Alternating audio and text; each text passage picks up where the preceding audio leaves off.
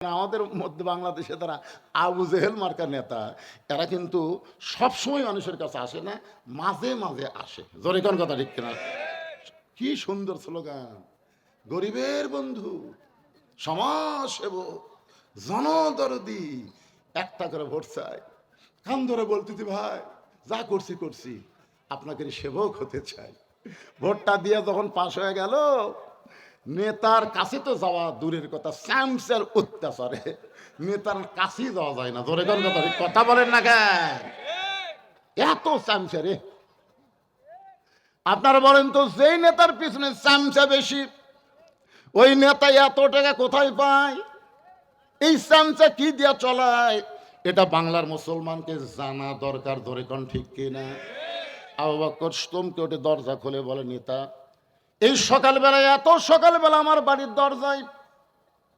আবু জেহেল বলতেছে, আবু বকর তুমি কি জানো তোমার নবী পাগল হচ্ছে? যেই বলেছে তুমি কি জানো তোমার নবী পাগল হয়েছে, সঙ্গে সঙ্গে আবু বকর এভাবে আঙ্গুল তুলে বলতেছে, আবু জেহেল যেই কথা একবার বলেছো, ওই কথা যদি আর একবার, দেখেন হাতের দিকে দেখেন, যে কথা একবার বলেছে এই কথা যদি আর একবার। আবু জেহেল 3 ধাপ পিছনে গেছে। সর্বনাশ! সবচাইতে নরম রে! আল্লাহ রাসূল বলেছে, আমার সাহাবীদের মধ্যে সবচাইতে নরম হলো আবু বকর। সেই নরম যে গরম হচ্ছে। আবু জেহেল বলে, আবু বকর তুমি এত নরম মানুষ, তুমি এত গরম হলে কেন? আবু বকর বলতেছে, নবীর বিরুদ্ধে কথা শোনার পরে যারা নরম থাকবে তারা মুসলমান হবে না, তারা হবে মুনাফিক। আমাদের বাংলাদেশে নবীর বিরুদ্ধে, আলেম ওলামার বিরুদ্ধে কত কথা বলে, অথচ আমরা একটা কথাও বলি না।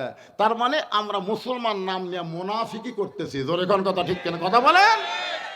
একটা সাধারণ, সারা জীবন অন্যায় করছে, সারা জীবন। বুড়া বয়সে আছে, নামাজি হয়ে গেছে। এমন নামাজি হচ্ছে আজান দেওয়ার আগে মসজিদে আসে, আজান দেওয়ার আগে মসজিদে আসে, আর মুয়াজ্জিনের খালি ভুল ধরে, এই জায়গায় ধুলে আছে, এই দেখে মাথায় ফাঁসে, এই মুয়াজ্জিনকে এই শালা বে নামাজি যতদিন আসলো ততদিনই ভালো আসলো রে। এই নামাজি হয়ে তো আমার অবস্থা খারাপ। একটু আজানের আগেই চলে আসে। আপনারা শোনেন, আজান দেওয়ার আগে কোনো মুসল্লি মসজিদের মধ্যে যদি ঢোকে, ওই কিন্তু নামাজ হতে পারে, কিন্তু সোয়াব একটাও পাবে না। আজান দেওয়ার পরে ইল্লা মুয়াজ্জিন, শুধুমাত্র মুয়াজ্জিন ছাড়া কোনো মুসল্লি ঢুকতে পারবে না। আজান দেওয়ার পরে ঢুকলে সওয়াব পাবে। আজান দেওয়ার প্রথম 3 মিনিটের মধ্যে যারা মসজিদে ঢুকবে, আল্লাহ তাদের আমল নামায় একটা উট কুরবানির সওয়াব দেবে। আজান দেওয়ার 5 মিনিটের মধ্যে যারা মসজিদে ঢুকবে, আল্লাহ রাস্তায় একটা গরু কুরবানির সওয়াব পাবে। আজান দেওয়ার 10 মিনিটের মধ্যে যারা মসজিদে ঢুকবে, একটা দুম্বা কিংবা ছাগল কুরবানি করার সওয়াব আল্লাহ দিয়ে দিবে। মুয়াজ্জিন যখন আকামত দেবে, এমন সময় কেউ যদি মসজিদে ঢুকে, রাসূল বলেছেন সেও সওয়াব থেকে বঞ্চিত হবে না। তার আমল নামায় একটা ডিম অথবা মুরগি দান করার সওয়াব পাবে। কিন্তু আজান দেওয়ার আগে কেউ যদি মসজিদে ঢোকে, একটা সওয়াবও পাবে না। তাহলে তো হঠাৎ নামাজি তো। একদিন মুরব্বী দেখতেছে মুয়াজ্জিন আজান দিল, আজান দিয়ে যায় গোসল করলো। আজান দিয়ে দেখি করলো, মুরব্বী কয় কে রে, আগে আজান তারপরে গোসল, কিছুই কয়নি। দ্বিতীয় দিন ফজরের আগে এসে দেখে মুয়াজ্জিন আগে আজান দিছে, তারপরে আবার গোসল করছে। তৃতীয় দিন একই কাম করার কারণে মুরব্বী যেই ফজরের নামাজ হয়ে গেছে, মুসল্লি ভাই জরুরি এলান আছে। বলে কি এলান? এই মুয়াজ্জিনকে আমি লাগাতার 3 দিন দেখলাম, আগে ফজরের আজান দেয়, তারপরে গোসল করে। সমস্ত মুসল্লি বলতেছে, মুয়াজ্জিন সাহেব ঘটনা কি সত্যি? কয় হ্যাঁ সত্য। তো আপনি আজান দিয়ে গোসল করেন? নাউজুবিল্লাহ, এটা কেমন কথা? বলে এইটা এই শয়তানের, এই শয়তানের জন্য। কারণ টাইম মতো আজান না দিলেই আমার ভুল ধরবি। আমার আয়সা থেকে মসজিদ বসে আছে, অক দেখাই আগে আজান দিছি, আজান দেওয়ার পরে গোসল করছি। তা আজান দেওয়ার পরে গোসল আপনি কি করছেন? বলে আমি ভাই আপনারা যে 4000 টাকা মাস দেন, এই দিয়ে আমার সংসার চলে না ভাই। ওই যে গুদাম দেখতেছেন, এই গুদামে আমি এশার নামাজ পড়ে কুলিগিরি করতে যাই।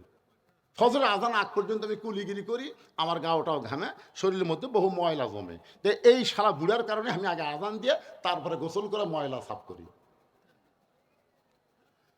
চিন্তা করে দেখছেন, আল্লাহর নবী বলেছেন ওই ব্যক্তির মাথা সবচাইতে উপরে থাকবে। শুধু মাথা উপরে থাকবে না, আল্লাহ নিজের হাত দিয়ে তার মাথায় একটা টুপি পরাই দেবে, সেই টুপি পূর্ণিমার চাঁদের চাইতেও আলো হবে। সাহেব বললেন, হুজুর এই মহান ব্যক্তি কে হবে?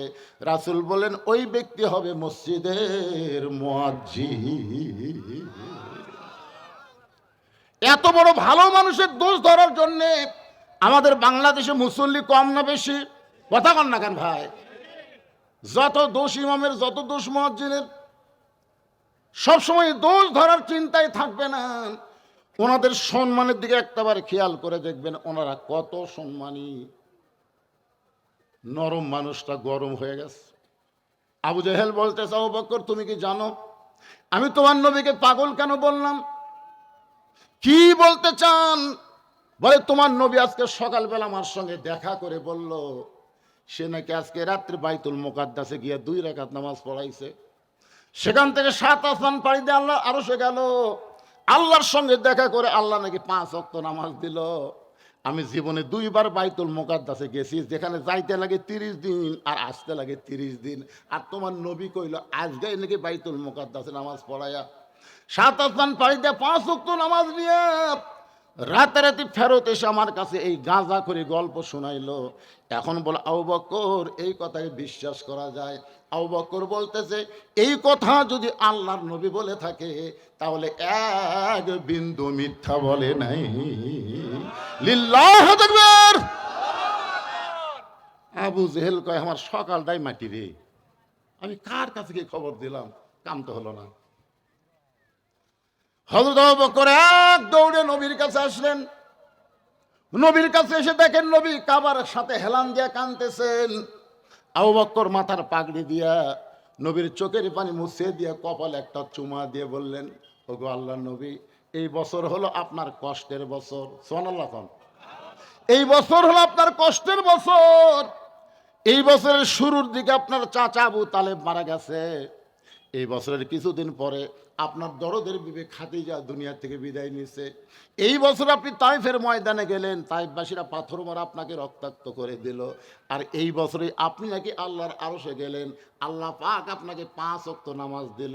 হুজুর এরপরে আপনি কেন এমন করে কাঁদতেছেন? আল্লাহ নবী বলে, আবু বকর এই খবর তোমার কাছে কে দিল? বলে আবু জেহেল এই খবর আমাকে দিয়েছে। রাসূল বলে, আবু বকর এই কথা কি তোমার বিশ্বাস হয়? আবু বকর বলে, সাদ্দাকতা ইয়া রাসূলুল্লাহ, এক বিন্দু মিথ্যা নয়, এক বিন্দু মিথ্যা নয়।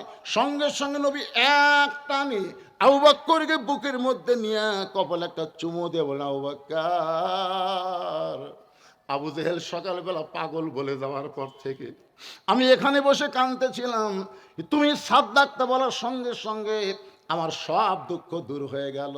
আল্লাহ বলে, হাবিব যে আবু বকর আপনার সাদ্দাকতা বলে দুঃখ দূর করে দিল, আজ থেকে শুধু আবু বকর নয়, আমি আল্লাহ ওরে সিদ্দিক ডিগ্রি দিয়া দিলাম। ইয়া আইয়ুহাল্লাযীনা আমানুত্তাকুল্লাহা ওয়া কুনু মা'আস সাদিকিন। আল্লাহ বলতেছেন যে ঈমানদার বিশ্বাসীরা, আল্লাহর ভয় যদি তোমাদের কলিজার মধ্যে রাখতে চাও, অকুনু মা'আস সাদিকিন, তাহলে তোমরা সত্যবাদীদের সাথী হয়ে যাও। আপনারা বলেন আবু বকরের সাথে কি আপনারা থাকতে চান? কারা কারা থাকতে চান? 2 হাত তুলে আল্লাহ দেখান তো দেখি। যারা হাত তুলবেন আল্লাহ এদের হাত দুলা করে দিও তো, প্যারালাইসিস দিয়া টান টান করে হাত তোলেন তো, কি হচ্ছে? আবু বকর রাদিয়াল্লাহু সঙ্গে থাকতে মন চায় না, হাত টান করেন। লিল্লাহি তাকবীর। হাত নাও, মাশাআল্লাহ। আপনারা কিন্তু হয়তো আবু বকরের সাথে থাকার জন্য 2 হাত তুলেছেন, বুঝবেন? লিমা তাকুলু মালা তাফআলুন, কথার সাথে কামের মিল নেই। আল্লাহ বলেছে, অমিনান নাসি মা ইয়াকুলু আমান্না বিল্লাহি ওয়া বিল ইয়াউমিল আখিরি ওয়া মা হুম বিমুমিনিন। এরা যতই আল্লাহ বিশ্বাস করুক, নবী বিশ্বাস করুক, আখিরাত বিশ্বাস করুক, এরপর এরা মুমিন না, এরা হলো মুনাফিক। তা আমরা কি মুমিন না মুনাফিক? আল্লাহ বলতেছেন, যেন আমাকে বিশ্বাস স্থাপন করেছো, আল্লাহর ভয় যদি কলিজার মধ্যে রাখতে চাও, তাহলে তোমরা সদিকিন বান্দাদের সাথে হও। আপনার বলেন তো বর্তমানে সদিকিন বান্দা বাংলাদেশে কারা? কারা সত্য কথা বলে, কারা সত্য পথে চলে, কারা মানুষকে সত্য পথে চলার জন্য কষ্ট করতেছে, এরকম কিছু আল্লাহর বান্দা বাংলাদেশে আছে না নাই? এজরে কোন আছে না নাই? একটু মনোযোগ দিয়ে শুনবেন। রজব চাঁদে আমি মেরাজের আলোচনা করতেছি, সঙ্গে সঙ্গে চারিদিক থেকে যে কয়জন সাহাবী ছিল সবাই নবীর কাছে একত্র হয়ে বলল, ওগো আল্লাহর নবী, আপনি নাকি আজকে রাত্রেবেলা আল্লাহর আরশে গিয়েছিলেন, আল্লাহ নাকি আপনাকে 5 ওয়াক্ত নামাজ দিয়েছে। নবী বললেন, সাহাবীরা রে, তোমাদের সবার কি বিশ্বাস হয়? সমস্ত সাহাবী বলেন, আবু বকরের সঙ্গে আমরা একমত। ধরে গান সুবহানাল্লাহ। আবু বকর রাদিয়াল্লাহু সাথে আমরা কয়মত? নবী বললেন, তাহলে বসো। সমস্ত সাহাবীরা বসে গেলেন। এখন নবী মেরাজের ঘটনা শুরু করে দিলেন। বিশাল ঘটনা। আমি মেরাজের ঘটনা আজকে বলবো না ভাইজান, তবে যেই কথাটা গুরুত্বপূর্ণ, ফাসাল্লিলি রব্বিকা ওয়ানহার, 1 নম্বর নামাজ আর 2 নম্বর হলো কুরবানি। আগের নামাজ সম্পর্কে আপনাদের সামনে আলোচনা করতেছি, একটু মনোযোগ দিয়ে শুনবেন।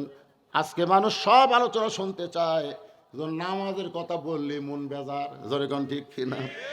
আমার এক লোক বলছে, হুজুর 2টা আলোচনা যখন আপনারা করেন তখন কিছু কিছু লোকের মন বেজার হয়। একটা হলো নামাজ আর একটা হলো সুদ। এই সুদের ওয়াজ করলে আয় হাই রে, কিছুগুলো লোক মন খুবই খারাপ করে, এর আর ওয়াজ নাই। আর নামাজের কথা বললে হ্যাঁ নামাজ, নামাজের গুরুত্ব বেশি বলেই আল্লাহ কোরআনে 82 বার বলেছে। জোরে কর কথা কর না কেন? হ্যাঁ, বেশি গুরুত্ব আল্লাহ দিছে ভাইজান। আর নামাজই পারে মানুষকে যাবতীয় খারাপ হিত থেকে বাঁচাই দিতে। আজকে আমাদের যে মেয়েরা পর্দা করে না, সেই মেয়েরা যদি নামাজি হতো তাহলে এরকম বেপর্দা হয়ে রাস্তায় ঘুরবার পারতো না। জোরে কর কথা ঠিক কিনা? আপনার দেখবেন যে মেয়েরা নামাজি, নামাজ তাদেরই শিক্ষা দেয় কেমনে নামাজ পড়া লাগবে। নামাজ পড়ার সময় মেয়েরা মাথা কাপড় দিয়ে নামাজ পড়ে না, মাথা খুলে নামাজ পড়ে। কথা কয় না কেন? তাহলে দৈনিক 5 বার যদি একটা মেয়ে নামাজ পড়ে, ওই নামাজে শিক্ষা দেয় কিভাবে পর্দা করা লাগবে, কিভাবে শরীর ঢাকা লাগবে। তো আল্লাহর কাছে যদি এরকম পর্দা করে নামাজ পড়া লাগে, ওই মেয়ে মানুষ কোনদিন রাস্তায় বেপর্দা হয়ে ঘুরতে পারবে না। জোরে কোন কথা ঠিক কিনা? যতগুলো বেপর্দা হয়ে রাস্তায় ঘুরতেছে, এক শালিও নামাজ পড়ে না। আর আমরা মরদগুলো কতগুলো আছি মসজিদে, আমি জোহর নামাজ পড়লাম, বাড়ি যাওয়ার পরে দেখি 3 তরকারিতে মুখের সামনে ভাত দিছে। খুশি হয়ে আমি আল্লাহ বারিক লানা ফিমা রাযাকতানা ওয়াকিনা আযাবান্নার দোয়া পড়ে যখন খাবার চাচ্ছি, ফেরেশতা কয়, আল্লাহ তোমার বান্দা নামাজ পড়ে এসে খাবার চাচ্ছে, এই বান্দার খবর কি? আল্লাহ কয় জাহান্নামী। ফেরেশতা কয়, আল্লাহ এই নামাজ পড়ে এসে দিয়ে দোয়া পড়ে খাবার চাচ্ছে, জাহান্নামী কেন? আর বউ নামাজ পড়ছে কিনা সেই খোঁজ না নিয়ে কেমনে খায়? কারণ আমি আল্লাহ বলেছি, কু আনফুসাকুম ওয়া আহলিকুম নার, জাহান্নামের আগুন থেকে বাঁচতে গেলে তুমি একলা বাঁচলে হবে না, তোমার আহাল পরিবার নিয়ে বাঁচা লাগবে। জোরে কোন কথা ঠিক কিনা? দোয়া পড়তে খাচ্ছে, যে তরকারি পাক করা ভাত পাক করার সামনে দিল, তার খবর না নিয়ে কেমনে খায়? আপনি যদি পরিচিত নামাজি হন তাহলে বউকে বলা লাগবে, তুমি কি নামাজ পড়ছো? তুমি কি জোহর নামাজ পড়ছো? বউ যদি মুচকি হাসিদা বলে, এখনো গোসলই করিনি, এই কথা যেই বলবে সাথে সাথে আপনি তরকারি সরাতে হবেন, ভাত সরাতে বলবেন, গোসল কর, গোসল কর, নামাজ পড়, তারপর আইন গোসল কর, গোসল কর। শুনবি না? ওর বাপও শুনবি। জোরে কোন কথা ঠিক কিনা? মরদের মতন মরদ হন তো, নামাজ পড়। যখন গোসল করে ওযু করে নামাজ পড়ে আপনাকে খাবার দিবে, স্বামী আপনি বলবেন, হুন্না লিবাসুল লাকুম ওয়া আনতুম লিবাসুল লাহুন, আমি একলা খাবো কেন, তুমিও বসো, 2 জন মিলে খাই। যখন স্বামী স্ত্রী নামাজি হয়ে খায় তখন ফেরেশতাকে আল্লাহ খবর কি বলে, স্বামী স্ত্রী দুটাই জান্নাতি। মাশাআল্লাহ। কিন্তু আড়িয়ার খবর কি? আপনার একটা 22 বছরের ছেলে আছে, আড়িয়া কি করতে চায়? কতগুলো বাবা দেখবেন খাবার সময় ছেলের ডাকে, বাবু আসো একসাথে খায়। ফেরেশতাকে আল্লাহ খাওয়ার সময় বেটাক ডাকলো, নামাজের সময় ডাকলো না, এর রেজাল্ট কি? কি খাওয়ার সময় ছেলেকে ডাকলেন, দুপুরে জোহর নামার সময় ডাকছেন? আই 6 বছর থেকে 7 বছর থেকে নামাজের তালিম দেওয়া লাগবে, আর 10 বছর থেকে পড়বার না আসলে ঘাট ধরে তুই যাবি, তোর বাপ যাবি। কথা কর না কেন ভাই? আজকে এই জন্য নামাজের ওয়াজ খারাপ লাগে পরিবেশগত ভাবে, পরিবেশের মধ্যে নামাজের ট্রেনিং না থাকার কারণে। জোরে কোন কথা ঠিক কিনা? কিন্তু যত ওয়াজ আছে, লা সালাত আলা ঈমানা, যার নামাজ নাই তার ঈমান নাই। লা সালাত আলা দীনা, যার নামাজ নাই তার কোনো ধর্ম নাই। বাইনাল আবদি ওয়াল কুফরি তরকুস সালাত, বান্দার কাফেরের মধ্যে পৃথক করার জিনিসটার নামই হলো নামাজ। যারা নামাজ পড়বে তারা হবে বান্দা। ফাদখুলি ফি ইবাদি ওয়াদখুলি জান্নাতি। আর যারা নামাজ পড়বে না তারা হলো কাফের। আপনি নামাজ না পড়ে জান্নাতে যাবার চান কেমনে? অনেকে বলে হুজুর আমরা না হয় 5 ওয়াক্ত পড়লাম না, কিন্তু জুম্মা তো পড়ি। জুম্মা না পড়েন, আপনাকে খবর কি জানেন? আল্লাহ এক সময় বলবে, রহমানুর রহিম তো আল্লাহ, এই 5 ওয়াক্ত নামাজ, জুম্মার নামাজেরা আমি আল্লাহ রহমানুর রহিম তোমাদেরকেও জান্নাত দিলাম, যাও। তখন জুম্মা পার্টি খুশি হয়ে মারবে দৌড়, যাই দেখবে জান্নাতের দরজাতে একটা তালা। আল্লাহ আপনি হোমাগ্র জান্নাত দিলেন, তালা যে, চাবি খুঁজে দেখ আছে। তখন পকেট খুঁজে দেখবে চাবি একটা আছে। চাবি তালার মধ্যে ঢোকে কিন্তু ঘোরে না, মানে ঢোকে কিন্তু ঘোরে না। তা আল্লাহ ঢুকলো তো ঘোরে না কেন? বলে চাবির মধ্যে 5টা দাগ আছে, তালার মধ্যে 5টা দাগ আছে, তোর চাবি তো 5টা দাগ থাকা লাগবে, দেখ তোর দাগ আছে না? আল্লাহ খালি তেল তেলা, কিসের দাগ? বলে ওই যে ফজর জোহর আসর মাগরিব এশা, এই 5 ওয়াক্ত নামাজের দাগ রে। তালার মধ্যে এই দাগে দাগে মিল খাবি, কুট্টুস করে খুলবি। কান্দিস কা? আমরা খালি জুম্মা পড়ছি, আল্লাহ 5 ওয়াক্ত পড়িনি। আল্লাহ কে যাক, জুম্মার নামাজের কারণে তোরা জান্নাত দেখবার পাইলু রে, ফেরত যা। যারা খালি জুম্মা মারতেছেন আপনারা খালি জান্নাত দেখবার পাবেন, কিন্তু ঢুকবার পারবেন না। আসসালাতু মিফতাহুল জান্নাহ, নামাজ হচ্ছে বেহেশতের চাবি। এই নামাজ হলো 5 ওয়াক্ত। জোরে বলেন কয় ওয়াক্ত? সমস্ত সাহাবীরা বসে গেছেন। আল্লাহ নবী বলতেছেন মেরাজের মধ্যে কি হলো সব ঘটনা তো বলতে পারবো না। নবী জাহান্নামের মধ্যে যখন গেলেন, আল্লাহ রাসূলকে আল্লাহ দেখাইলেন একদল বাপ জাহান্নামের মধ্যে মুচকি মুচকি হাসতেছে। মানে কিয়ামত পর্যন্ত কি হবে আল্লাহ তাআলা সব নবীকে দেখাছেন। সুবহানাল্লাহ বলেন। জাহান্নামের মধ্যে একদল বাপ মুচকি মুচকি হাসতেছে। তো নবী কয়, জিবরাইল ভাই এই বাপেরা হাসে কেন? বলে হাসার কারণ হলো এরা দুনিয়াতে ছেলে রেখাইছে, মেয়ে রেখাইছে। ওই মেয়েরা পর্দার মধ্যে আছে, ছেলেরা 5 ওয়াক্ত নামাজ পড়ে বাপের জন্য দোয়া করে, রব্বি রাহমুহুমা কামা রব্বায়ানি সগীরা। এই পাপ করে জাহান্নামী হয়েছে, কিন্তু এদের সন্তানের কারণে এরা অতি শীঘ্রই এই জাহান্নাম থেকে মুক্তি পেয়ে জান্নাতে যাবে। এই জন্য এরা হাসতেছে। এরা নিজের কর্মগুলো জাহান্নামী, কিন্তু সন্তানদের কারণে আল্লাহ এদেরকে জান্নাত দিবে, ঘোষণা এসে গেছে। আর 2-4 দিন পরই এরা জান্নাতত যাবে। এই জন্য এরা হাসতেছে। নবী যখন জান্নাতের মধ্যে গেলেন তখন তাকে কতগুলো বাপ মা হাউমাউ করে কান দিচ্ছে। নবী কয়, কেন জিবরাইল এটি জান্নাতের মধ্যে এরা কান দেখেন? বলে জান্নাতের কান্নার কারণ হলো এদের আমলগুলো এরা জান্নাত পাবে, কিন্তু এদের সন্তানের কারণে ঠিক মতো মানুষ না করে অমানুষ করে থুয়ে আইছে। আজান দিলে ঘাড় কাত করে বাড়ির যায়, আর মেয়ে এখন পরিমণি হয়ে ঘুরে বেড়ায়।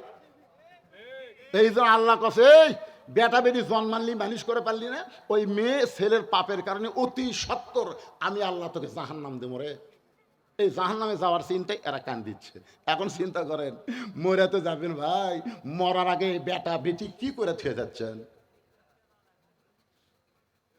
আর কথা কয় না। সাইজ করার দরকার আছে না নাই? আপনার ছেলেগুলো যেন ভালো হয়, মেয়েগুলো যেন ভালো হয়, বাবা হিসাবে আপনার দায়িত্ব। লা ইলাহা ইল্লাল্লাহ।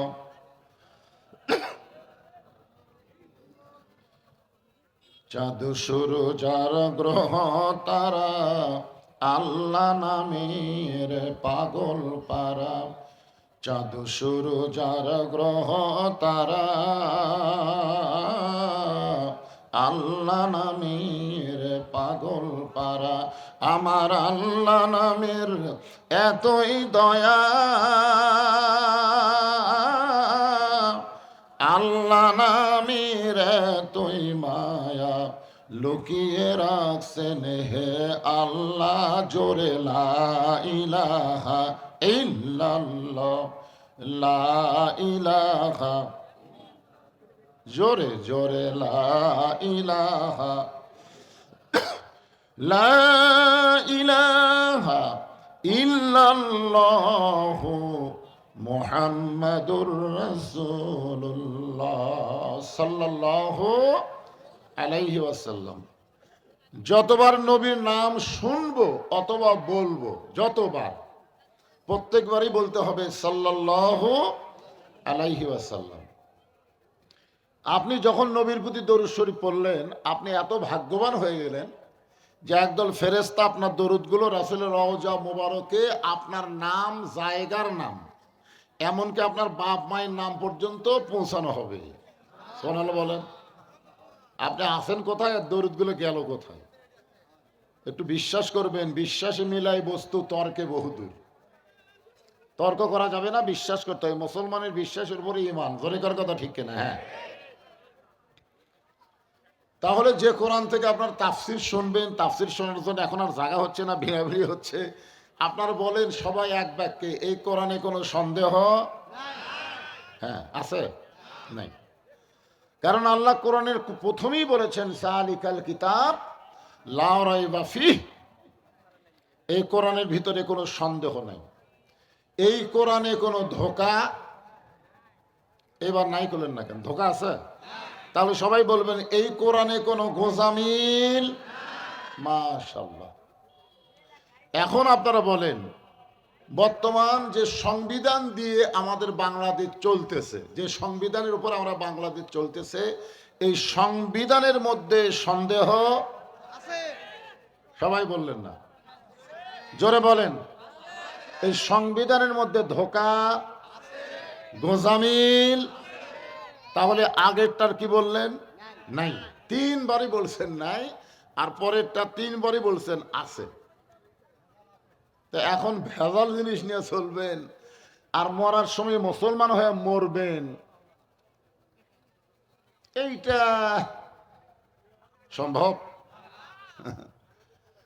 মুসলমান জন্ম দিয়ে তার সন্তানকে হিন্দুর বাড়িতে লালন পালন করতে দিছে, 10 বছর পরে মুসলমান তার সন্তানকে ফেরত নিছে। এখন বলেন তো, ওই সন্তান ভগবান কবে না আল্লাহ কবে? কারণ কি? কারণ লালন পালন হয়েছে হিন্দুর বাড়ি, যতই মুসলমান জন্ম দিক। আবার যদি হিন্দু জন্ম দিয়া মুসলমানের বাড়িতে 10 বছর লালন পালন হয়, ওই সন্তান যদি হিন্দু ফেরত নাই, তাহলে ওই কি বলবে? ভগবান কবে না আল্লাহ কবে? তাহলে কি বুঝলেন? যে মুসলমান হিন্দু হয়ে জন্ম দিলেই হবে না, পরিবেশের উপর বড় করা লাগবে। ধরে কোন কথা ঠিক কি না? বর্তমানে বাংলাদেশের যে পরিবেশ চলতেছে, এখন যে পরিবেশ চলতেছে, এই পরিবেশ কি হিন্দুর পরিবেশ না মুসলমানের পরিবেশ? দেখেন, এখানে মাগরিবের নামাজ হলো, নামাজ হচ্ছে এখানে মাগরিবের, আর যেই ছেলেরা মাহফিল করতেছে, যারা এই বিশাল আয়োজন করেছে, তাদের মধ্যে 2-4 জনকে আপনারা পাচ্ছেন। ওরা মনে করতেছে আমরা বছর অন্তর একটা করে মাহফিল করলেই হয়ে গেল। এরকম 1 কোটি মাহফিল যদি করে, যত সওয়াব হবে তার চাইতে বেশি সওয়াব আল্লাহ দিবে 1 ওয়াক্ত নামাজ যদি আদায় করে। ধরে কোন কথা ঠিক কি না? নামাজ পড়ে না, মুসলমান দাবি করে, এটা ইয়ার কি মারা।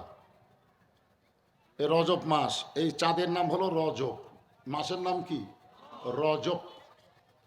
এই রজবের চাঁদ উঠলেই আল্লাহ রাসূল একটা দোয়া বেশি বেশি পড়তেন, আল্লাহুম্মা বারিক লানা রজবা ওয়া শাবান ওয়া বাল্লিগনা রমাদান। আপনারা হয়তো অনেকে জানেনই না, আমি গতকাল মাহফিলে বললাম এটা কোন মাস? কয় জানুয়ারি মাস। আমি বললাম এই ঠিক করে বললেন কোন মাস? তখন বলে মাঘ মাস। একটা লোক কইল না যে রজব মাস। তার মানে জানুয়ারি মাঘ সম্পর্কে ধারণা আছে, রজব সম্পর্কে ধারণা নাই। এই রজব মাসের কোনো এক রাতে আল্লাহ তাআলা আমাদের নবীকে আরশে নিয়ে গেছিলেন। এটা কি আপনারা বিশ্বাস করেন? যে রাতকে আমরা বলি লাইলাতুল মেরাজ। লাইলাতুল মেরাজ। আল্লাহ কোরআনে বললেন, সুবহানাল্লাযী আসরা বিআবদিহি লাইলাম মিনাল মাসজিদিল হারাম ইলাল মসজিদিল আকসা, যে আমি আল্লাহ তাআলা নৈশকালীন ভ্রমণ ইসরাহ, এরপরে হচ্ছে মেরাজ। তো এই কোরআন শরীফে ইসরা শব্দ একের সরাসরি আল্লাহ বলেছেন যে মসজিদ হারাম থেকে বাইতুল মুকাদ্দাস, এই দুইটা মসজিদের কথা আল্লাহ কোরআনে একই আয়াতের মধ্যে বললেন। একটা হলো মসজিদে হারাম, আর একটা হলো কি বাইতুল আকসা। বর্তমানে বাইতুল আকসা নিয়ে মুসলমানদেরকে অত্যন্ত নির্যাতন করা হচ্ছে, জোরে কোন কথা ঠিক কিনা? আমরা যাদেরকে বলি ফিলিস্তিন, ফিলিস্তিন মুসলমানকে অকাতরে হত্যা করা হচ্ছে। আপনারা বলেন তো মসজিদ এটা কাদের জন্যে? মুসলমানের জন্যে। মসজিদ কাদের জন্যে? মন্দির প্যাগোডা খ্রিস্টান না, গির্জা হলো খ্রিস্টান। হ্যাঁ, তো এখন ব্যাপার হলো ওই যে ইহুদি, ওদের জন্য তো মসজিদ না, মসজিদ তো মুসলমানের জন্য, জোরে কোন কথা ঠিক কিনা?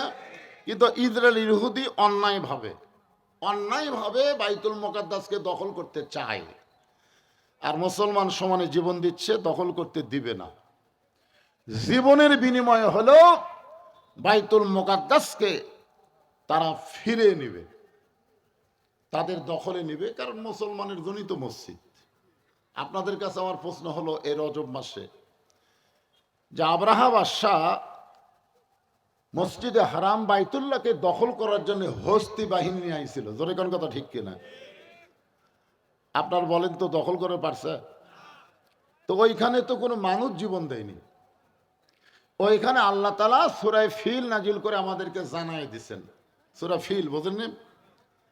আলাম তারা কাইফা ফাআলা রাব্বুকা বিআসহাবিল ফিল, সূরা ফিল পারেন না আপনারা? এখানে শেষে আল্লাহ বলতেছেন তারমিহিম বিহিজারাতিন মিন সিজ্জিলিন ফাজআলাহুম কাআসফিন মাকুল, আর মাঝখানে বলেছেন তয়রান আবাবিল। আল্লাহু আকবার। আপনারা বলেন তো বর্তমানে সে আল্লাহ আছে না নাই? যে আল্লাহ আবাবিল পাখি পাঠাইছিল, তো এখন বাইতুল মুকাদ্দাসকে ওরা দখল করবার চায়, আর মুসলমানকে সমানে গুলি করতেছে। আল্লাহ বসে থাকে কি করতেছে? যে আমেরিকা ইসরায়েলকে সহযোগিতা করেছে, এমন একটা অস্ত্র দিছে যে অস্ত্র গুলি করবা সাউন্ড হবে না, আর তোমরা টার্গেট করবা ফিলিস্তিনের শিশু বাচ্চাদেরকে। এ পর্যন্ত প্রায় ৪২,০০০ শিশু বাচ্চাকে ওরা হত্যা করছে। মানে আমাদের মতন বুড়া করুক না, খালি শিশু।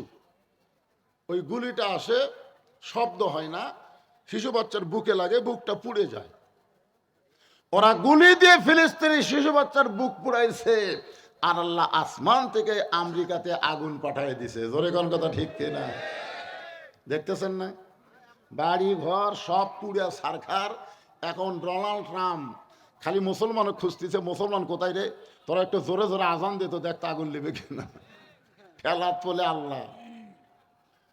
ফেসবুকে দেখলাম আমেরিকার বহু জায়গায় মুসলমানের রাস্তা বের হয়ে আজান দিচ্ছে আগুন নিভানোর জন্য। ওদের পানি টানি দিয়ে সব অস্ত্র শেষ, আগুন খালি বাড়ি। আমি বললাম শোনো, আজান দেওয়া লাগবে না। আমেরিকা ফিলিস্তিনের শিশু বাচ্চাকে গুলি করেছো, তার প্রতিশোধ অবশ্যই আল্লাহ নিবে। অতি সত্তর পৃথিবীর মানচিত্র থেকে আজরাইল ইহুদিকে ধ্বংস করে দিবে। আপনারা কি করেন? আল্লাহ পারে কি পারে না? জনগণ পারে কি পারে না? আল্লাহ দেখতেছেন। আল্লাহ সহজে ধরে না, বুঝলেন? ধরে না। হাসিনা 15.5 বছর কিন্তু আল্লাহ ধরেনি। ধরছে? ধরে না, ধরলে আর ছাড়ে না। আমরা দেখতেছি এইরকমই।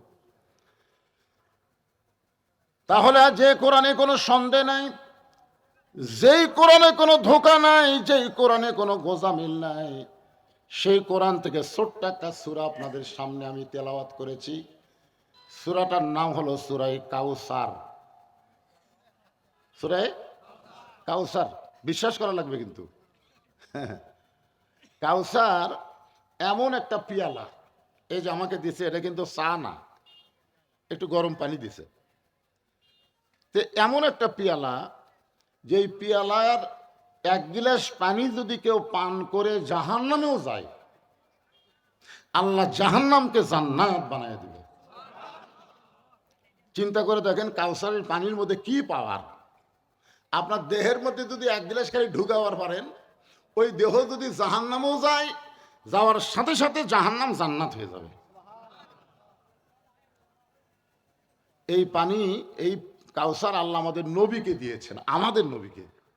কত বড় ভাগ্যবান যে আমাদের নবীকে আল্লাহ তাআলা এই কাউসার দিয়ে দিলেন। হাসর হবে তামার সানি, উম্মত বলবেন পানি পানি।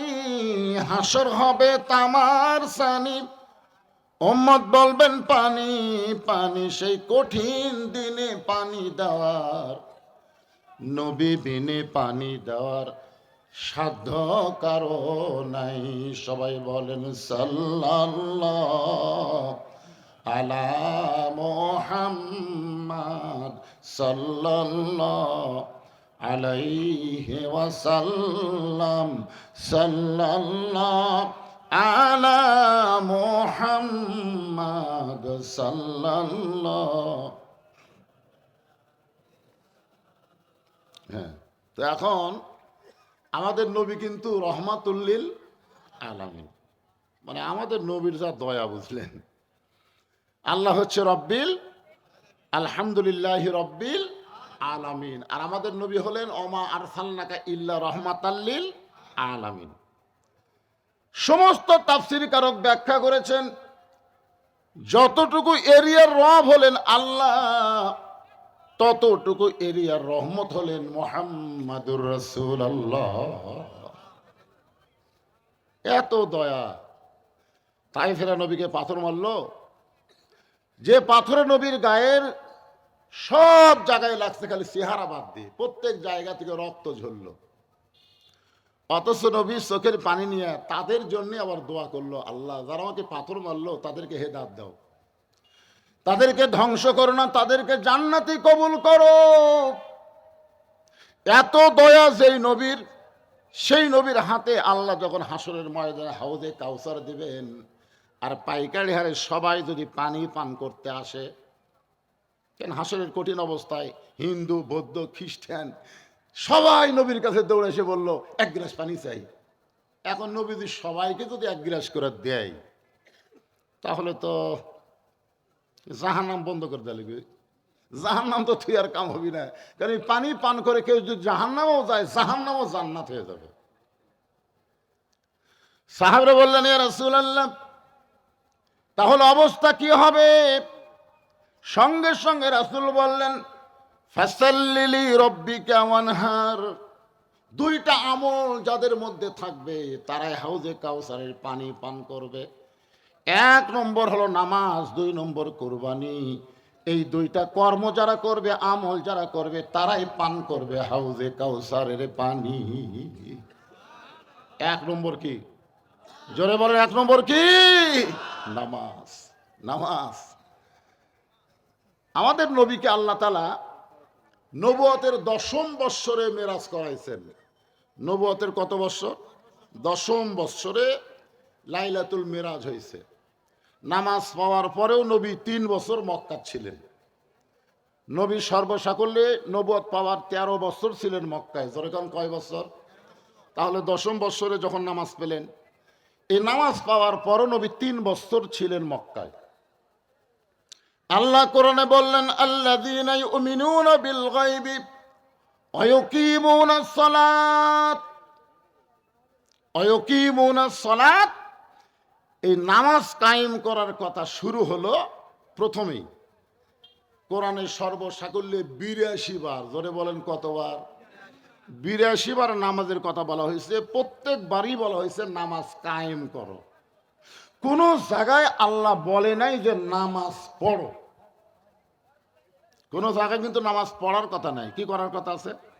কায়েম করার কথা আছে। আজকে আমার মাগরিব নামাজ কি করলাম? কায়েম করলাম না পড়লাম? না, এটা কায়েম করলাম না। কায়েম যদি করতে পারতাম তাহলে নামাজের সময় বাহিরে কেউ শোরগোল করতো না, সবাই জামাতে সামিল হতো। জোরে কোন কথা ঠিক কিনা? কেউ বারা হট্টগোল করতে পারবে? শোরগোল করতে পারবে? রাস্তা ঘুরতে পারবে? পারবে না, কারণ নামাজ কায়েম হয়ে গেছে। নামাজ কায়েম যখন হবে, যেরকম এখানে যত মানুষ আপনারা আইছেন সবাই কিন্তু কাপড় পরা কায়েম হয়ে গেছে। আমাদের বাংলাদেশে ন্যাংটা কায়েম না কাপড় পরা কায়েম? কথা বলেন না কেন? ন্যাংটা হওয়া না কাপড় পরা? এই জায়গায় যত মানুষ আমরা আছি সকলের গায়ে কাপড় আছে না নাই? এখন যদি কেউ ন্যাংটা হয়ে এর মধ্যে আসে, তা আপনারা কে তার কাছে নেবেন? না না, একের গোটাল গাও ন্যাংটা হয়ে মাঝখানে আইছে, সবাই কি করবেন? তাড়িয়ে দিবেন না কাছে নেবেন? এই যা, কাপড় যেখানে কায়েম হচ্ছে সেখানে কোনো ন্যাংটা চলবে না। নামাজ যখন কায়েম হবে তখন বেনামাজিকে ন্যাংটার মতন মনে হবে। কার মতন মনে হবে? আপনারা বলেন তো, এখন বেনামাজিকে কি ন্যাংটার মতন মনে হয়? হয় না। কারণ কি? নামাজিও যা বেনামাজিও তাই, একই সাথে বসে আমরা চা খাই। আয় হায় রে! নবুয়তের 10ম বৎসরে নবী নামাজ পাইলেন। এরপরেও নবী 3 বছর মক্কায় ছিলেন। নবী বললেন, আল্লাহ কোরআনের যত জায়গায় আপনি নামাজের কথা বলেন প্রত্যেক জায়গায় বলেছেন নামাজ কায়েম করো, কিন্তু নামাজ তো কায়েম করা যাচ্ছে না। চুপি চুপি আমরা মুসলমান গোপনে গোপনে নামাজ পড়তেছি, প্রকাশ্যে জামাত করে সকলে মিলে আমরা তো নামাজ কায়েম করতে পারতেছি না। আল্লাহ বলেন, হাবিব, মক্কাতে বর্তমানে যেই পরিবেশ চলতেছে এই পরিবেশে নামাজ কায়েম করা সম্ভব না, কারণ পরিবেশ পাল্টাতে হবে। কি পাল্টান লাগবে? পরিবেশ পাল্টাতে হবে। কারণ মক্কাতে আপনি হলেন ইমাম আর আবু জেহেল হলো নেতা। নবী যতদিন মক্কায় ছিলেন নবী কি? ইমাম। নবী আরবিতে ইমাম, আর নেতা কথা কয় না। আজকে বাংলাদেশে নামাজ পড়া হচ্ছে কারণ মসজিদের ইমাম আর সমাজের নেতা। মসজিদের ইমামকে আমরা কি বলি? আল ওলামাউ ওয়ারাসাতুল আম্বিয়া, আলেমরা হলো নবীদের ওয়ারিস। আর সমাজের নেতাকে আপনারা কি বলবেন? সমাজের চেয়ারম্যান কন, মেম্বার কন, এমপি কন, মন্ত্রী কন, এরকে চেহারা দেখলে কি মনে হয়? কথা কয় না রে বারে। এর কাজকর্ম চেহারা টেহারা দেখলে কি মনে হয়? নবীর ওয়ারিস। হ্যাঁ, নবীর ওয়ারিস। আল্লাহ রাসূল বললেন, তাহলে কি করণীয়? আল্লাহ বলেন, পরিবেশ পাল্টাতে হবে। এই আবু জেহেলের জায়গাত আপনাকে যাওয়া লাগবে। আবু জেহেল যে নেতা আছে ওই নেতা আপনাকে হওয়া লাগবে। আবু জেহেলের মতন ভুয়া নেতৃত্ব যতদিন দুনিয়াতে চলবে ততদিন নামাজ কায়েম হবে না। রাসূল বলেন, আল্লাহ তাহলে কি করব? আল্লাহ বললেন, আপনাকে হিজরত করাবো। এই মক্কার পরিবেশে নামাজ কায়েম হবে না, আপনি হিজরত করে এমন একটা জায়গায় যাবেন, সে জায়গায় আপনি ইমাম হবেন, আপনিও নেতা হবেন। ধরে কোন সুবহানাল্লাহ। শুধু আপনি ইমাম থাকবেন না, আপনিও নেতা হবেন। আল্লাহ কোরআনে বললেন, আল্লাযীনা ইম্মাক্কান্নাহুম ফিল আরদ, মুসলমানের মধ্যে কাউকে যখন নেতা বানানো হবে, নেতার আসন দেওয়া হবে, ক্ষমতার চেয়ার দেওয়া হবে, তার 1 নম্বর দায়িত্ব হলো আকামুস সালাত, নামাজ কায়েম করা। আজকে যদি বাংলাদেশে নামাজ কায়েম হয়ে যায়, আমাদের যুবকদের হাতে যে মোবাইল থাক না কেন, আমাদের কোনো টেনশন নেই, কোনো টেনশন নাই।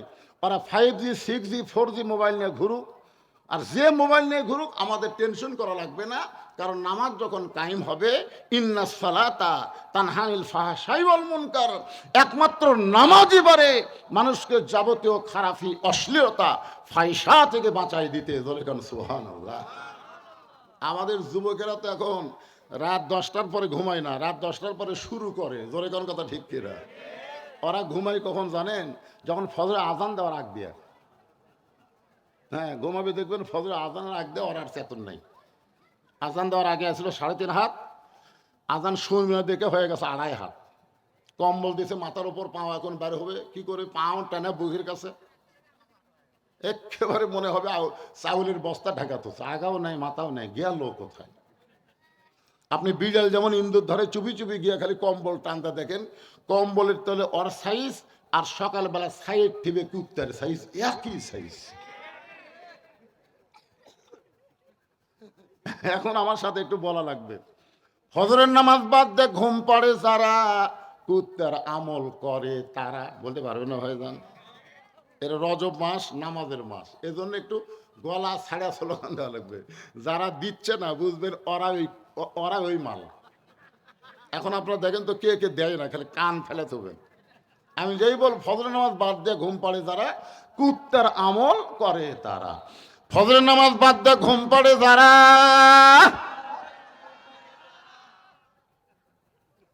আমি এইটা নাটোরে লালপুরে ওয়াজ করছিলাম, যে ওয়াজ এই কথা কইছি 4-5টা কুত্তা দৌড়াইছে, আয়সা পিছন দিক তাহলে খাও খাও খাও খাও করতেছে কে রে। আমি চিন্তা করলাম কি ভুল করলাম, কুত্তা খেপলো কেন। পরে কোরআনের আয়াত আমার সামনে এসে বলতেছে, সুম্মা রাদাদনাহু আসফালা সাফিলিন। হুজুর, ফজরের নামাজ বাদ দিয়ে ঘুম পাড়ে যারা, কুত্তার সাথে তুলনা করলেন কেন? আল্লাহ কোরআনে বললেন পশুর চাইতেও জঘন্য তারা। আমি সঙ্গে সঙ্গে স্লোগান পাল্টায় বললাম, ফজরের নামাজ বাদ দিয়ে ঘুম পাড়ে যারা, কুত্তার চাইতেও খারাপ তারা। আমি যেই বল ফজরের নামাজ বাদ দিয়ে ঘুম পাড়ে যারা, আপনার সকলে জোরে সোরে বলবেন কুত্তার চাইতেও খারাপ তারা। বলতে পারবেন না ভাইজান? ফজরের নামাজ বাদ দিয়ে ঘুম পাড়ে যারা, স্লোগান ঠিক মতো হলো না। এরই মধ্যে ওখান থেকে ছেলে আবার আমার টার্গেট করলো। না অসুবিধা নেই, অসুবিধা নেই, ওরকম টার্গেট লাইট মারবেই।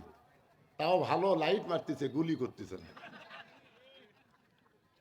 কারণ যে ওয়াজ আমি করতেছি হিসাবে তখন গুলি করা দরকার।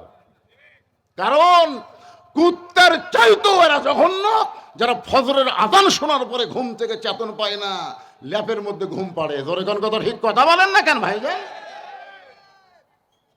যদি আজকে নিয়ত করে, আজকে যদি তারা নিয়ত করে এ ওয়াজ শোনার পরে আর ফজর বাদ দিব না, আল্লাহ বলে নিয়ত করার সঙ্গে সঙ্গে আমি তোর তওবা কবুল করে নিয়া নামাজ না পড়ার যত পাপ হয়েছে আমি সব মাফ করে দিলাম। কারণ আল্লাহ পাপকে ঘৃণা করে, পাপীকে আল্লাহ ঘৃণা করে না। পাপীকে আল্লাহ তওবা করার সুযোগ দেয়। আজ থেকে যদি এই স্লোগান দেওয়ার পরে সে যদি তওবা করে ফজর থেকে নামাজ ধরে, তাহলে আজকে যুবকদের মাহফিল সার্থক হবে। জোরে বলেন কথা ঠিক কি না?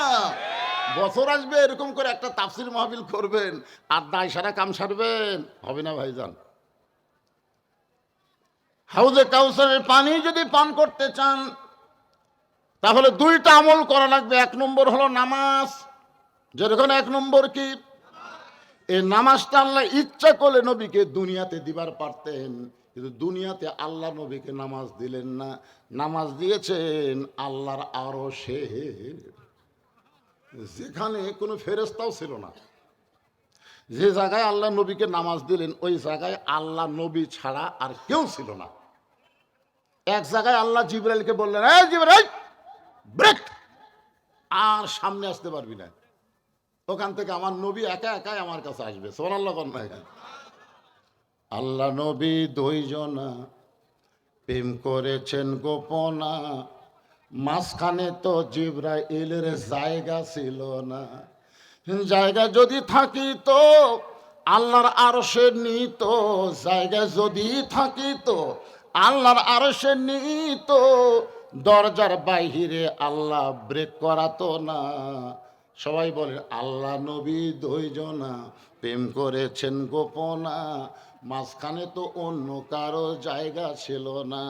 নামাজ এমন একটা ইবাদত, যেই ইবাদত আল্লাহ সরাসরি নবীর হাতে তুলে দিয়েছে। সুবহানাল্লাহ। এই নামাজ হলো 5 ওয়াক্ত। কয় ওয়াক্ত? এই নামাজের মধ্যে কিন্তু জুম্মার নামাজ নাই। এই নামাজের মধ্যে কিন্তু জুম্মা নাই। ধরে কোন কি নাই? জুম্মা নাই। যে খালি যারা জুম্মা মারেন সপ্তাহে 1 দিন, সবার শেষে আসে আগে যায়, এরকম আছে না নাই? দেখবেন আসবে সবার শেষে, যাবি সবার আগে, আর সময়ের দাম নেই। ও বাবা, জুমার নামাজ আল্লাহ নবীকে দিয়েছেন দুনিয়াতে যখন নবী মদিনার রাষ্ট্রপতি। জোরে কোন সুবহানাল্লাহ। আল্লাহ নবী যখন মদিনার রাষ্ট্রপতি হলেন, এমন সময় আল্লাহ নবীকে জুমার নামাজ দিয়েছেন, আর 5 ওয়াক্ত নামাজ দিয়েছেন আল্লাহর আরশে। ওই 5 ওয়াক্ত নামাজ নিয়ে নবী যখন ফেরত আসলেন, ফজরের নামাজটা নবী একা একা বাইতুল্লাহর মধ্যে আদায় করলেন। জোরে কোন সুবহানাল্লাহ। ফজরের নামাজটা নবী একা একা কেবল নামাজ পাচ্ছেন, একা একা নবী আদায় করে সুবে সাদেকের পরে যখন বাইতুল্লাহ থেকে বের হচ্ছেন, সর্বপ্রথম যার সঙ্গে দেখা তার নাম হলো আবু জেহেল। তার নাম কি? দেখেন, সর্বপ্রথম দেখা, মানে আবু জেহেলের ভাগ্য এত ভালো, যারা হজ করবার গেছে তারা জানে আবু জেহেলের ভাগ্য কি ভালো। আবু জেহেলের বাড়ির থেকে 200 মিটার পশ্চিমে হলো কাবা, আর 150 মিটার পূর্বে হচ্ছে নবীর বাড়ি। পশ্চিমে হচ্ছে লা ইলাহা ইল্লাল্লাহ, আর পূর্বে হচ্ছে মুহাম্মাদুর। কি ভাগ্য রে, মাঝখানে আবু জেহেল। অথচ এত কাছে থেকেও আবু জেহেল কিন্তু নামাজ পড়েনি। আপনাকে তাল্লা উত্তরপাড়া মসজিদের কাছে অনেকের বাড়ি, জোরে কোন কথা ঠিক কিনা? এমনকি মসজিদ থেকে হয়তো আকামত শোনা যায়, তারপরও নামাজ পড়ে না। ওই কিন্তু আবু জেহেলের বাপ।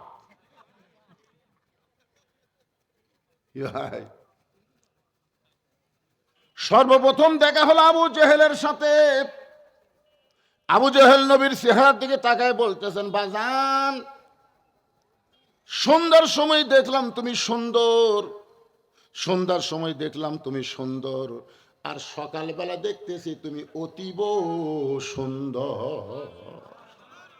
আবু জেহেল নবীর প্রশংসা করতেছে, আর আপনারা সুবহানাল্লাহ বলতে খুব দামি হয়ে গেছেন, যে মুখ দিয়ে সুবহানাল্লাহ বাড়ায় না। একবার সুবহানাল্লাহ বলে আপনাদের নামে বসে আছেন তা আল্লাহর উত্তর পাড়ার মাহফিলে, আর গাছ লাগাই দিল আল্লাহ জান্নাতের বাগানে।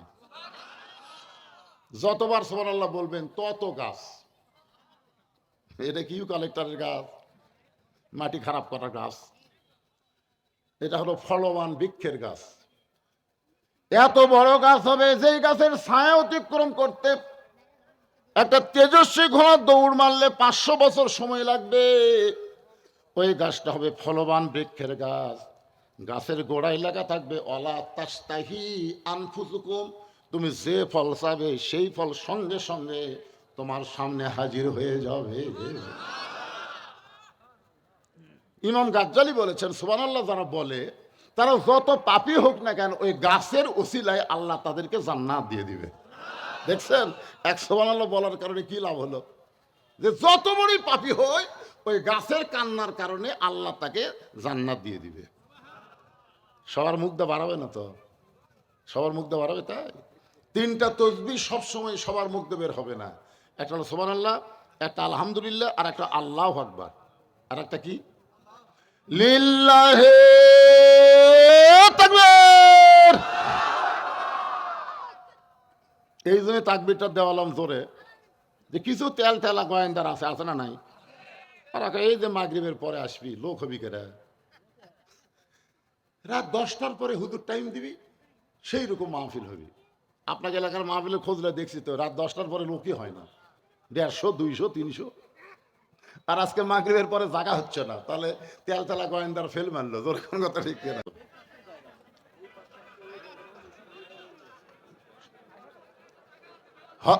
আল্লাহ নবীর প্রশংসা করতেছে আবু জেহেল, মনে আছে না ভুলে গেছেন? এই হইচই করা যাবে না তো, ওনারা যা করে করুক, অসুবিধা নেই, আপনার খালি কথাগুলো মনোযোগ দিয়ে শোনেন।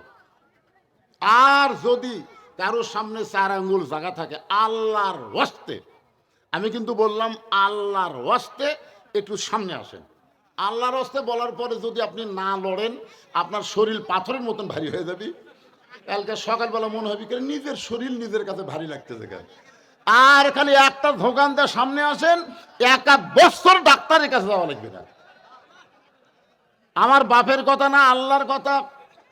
আল্লাহ বলেছেন, অনুনাজ্জিলু মিনাল কুরআনি মা হুয়া শিফাউ ওয়া রাহমাতুল লিল মুমিনিন। আল্লাহু আকবার। দেখছেন, খুলে দাও মাত্র ওরা কুটি লুকাইছে রে, যে খুলিছে এক ফাঁকাবার ভিতরে ঢুকেছে। আলহামদুলিল্লাহ, ঢোকেন, অসুবিধা নাই, জায়গার ব্যবস্থা আছে ইনশাআল্লাহ। একটু মনোযোগ দিয়ে শুনবেন, আবু জেহেল কি বলতেছে। সকালবেলায় তুমি সুন্দর না, সন্ধ্যার সময় দেখলাম তুমি সুন্দর, কিন্তু সকালবেলা অতীব সুন্দর। এত সুন্দর হওয়ার কারণ কি আপনারা বলেন তো? আমাদের নবী কেমন ছিল? কেমন সুন্দর? লাল সুন্দর।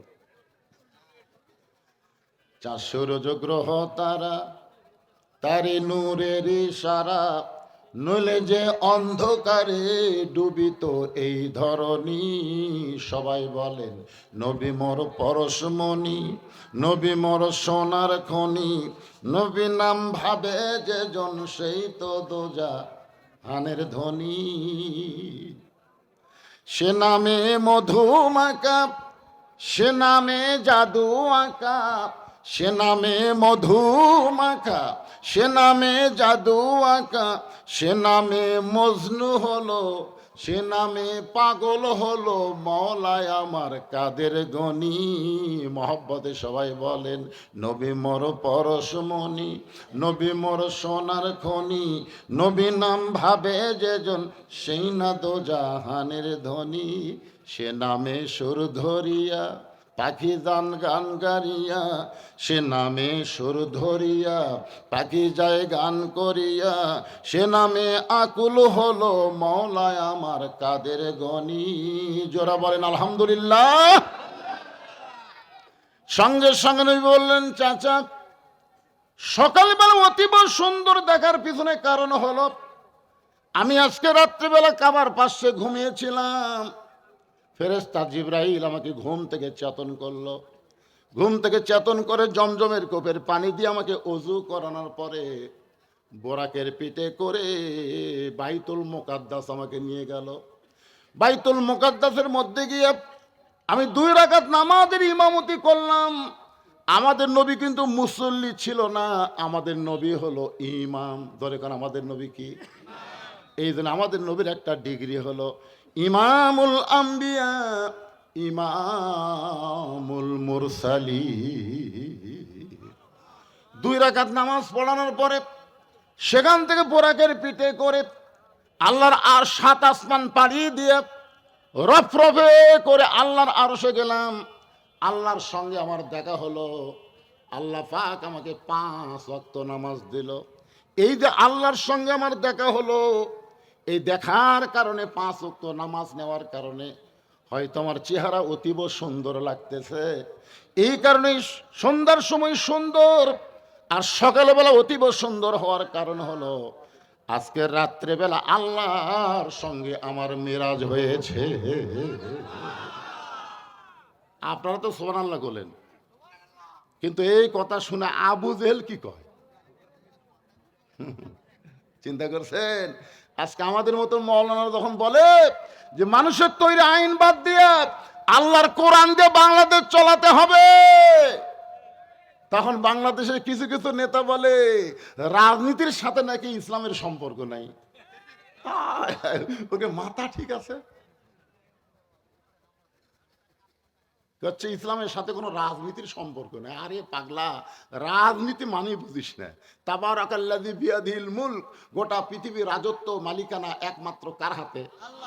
তাহলে রাজাকে, বাদশাকে? সম্রাট শাহজাহান কি বলে? ও বাদশার বাদশাহ। দেখছেন, সম্রাট শাহজাহান বলে ও বাদশার বাদশাহ। আল্লাহ তো হলেন বাদশাহ, আল্লাহ হলেন রাজা, আল্লাহর নীতি হলো রাজনীতি। জোরে কোন কথা ঠিক কিনা? আর আমরা কি? ফকির। আল্লাহ কোরআনে বলেছে আল্লাহ গানিয়ুন ওয়া আনতুমুল ফুকারা, আমি আল্লাহ হলাম ধনী, তোমরা হলো ফকির। আর আমাকে নীতির নাম কি? কথা কয় না। ফকরা নীতি। জোরে কোন কি নীতি? রাজার নীতি রাজনীতি, ফকিরের নীতি ফকরা নীতি। আপনি বলতে পারেন ফকরা নীতির সাথে ইসলামের কোনো সম্পর্ক নাই, এটা বলতে পারেন, কিন্তু আপনি কেমনে কোন? হায় হায়, এরা কিন্তু আবু জেহেলেরই গ্রুপ। কারণ সর্বসময় তিন দল কোরআন বিজয়ের বিরুদ্ধে। কয় দল? সব সময় কিয়ামত পর্যন্ত এই তিন দল কোরআন বিজয়ের বিরুদ্ধে আন্দোলন করবে। এক নম্বর হলো আবু জেহেলের মতন রাষ্ট্রীয় শক্তি, আবু জেহেলের মতন রাষ্ট্রীয় শক্তি। দুই নম্বর হলো, কি বিপদ হয়ে গেল রে, এরা কতক্ষণ পর পর ঘুরতে আসে রে বা, হট করে দৌড় দে।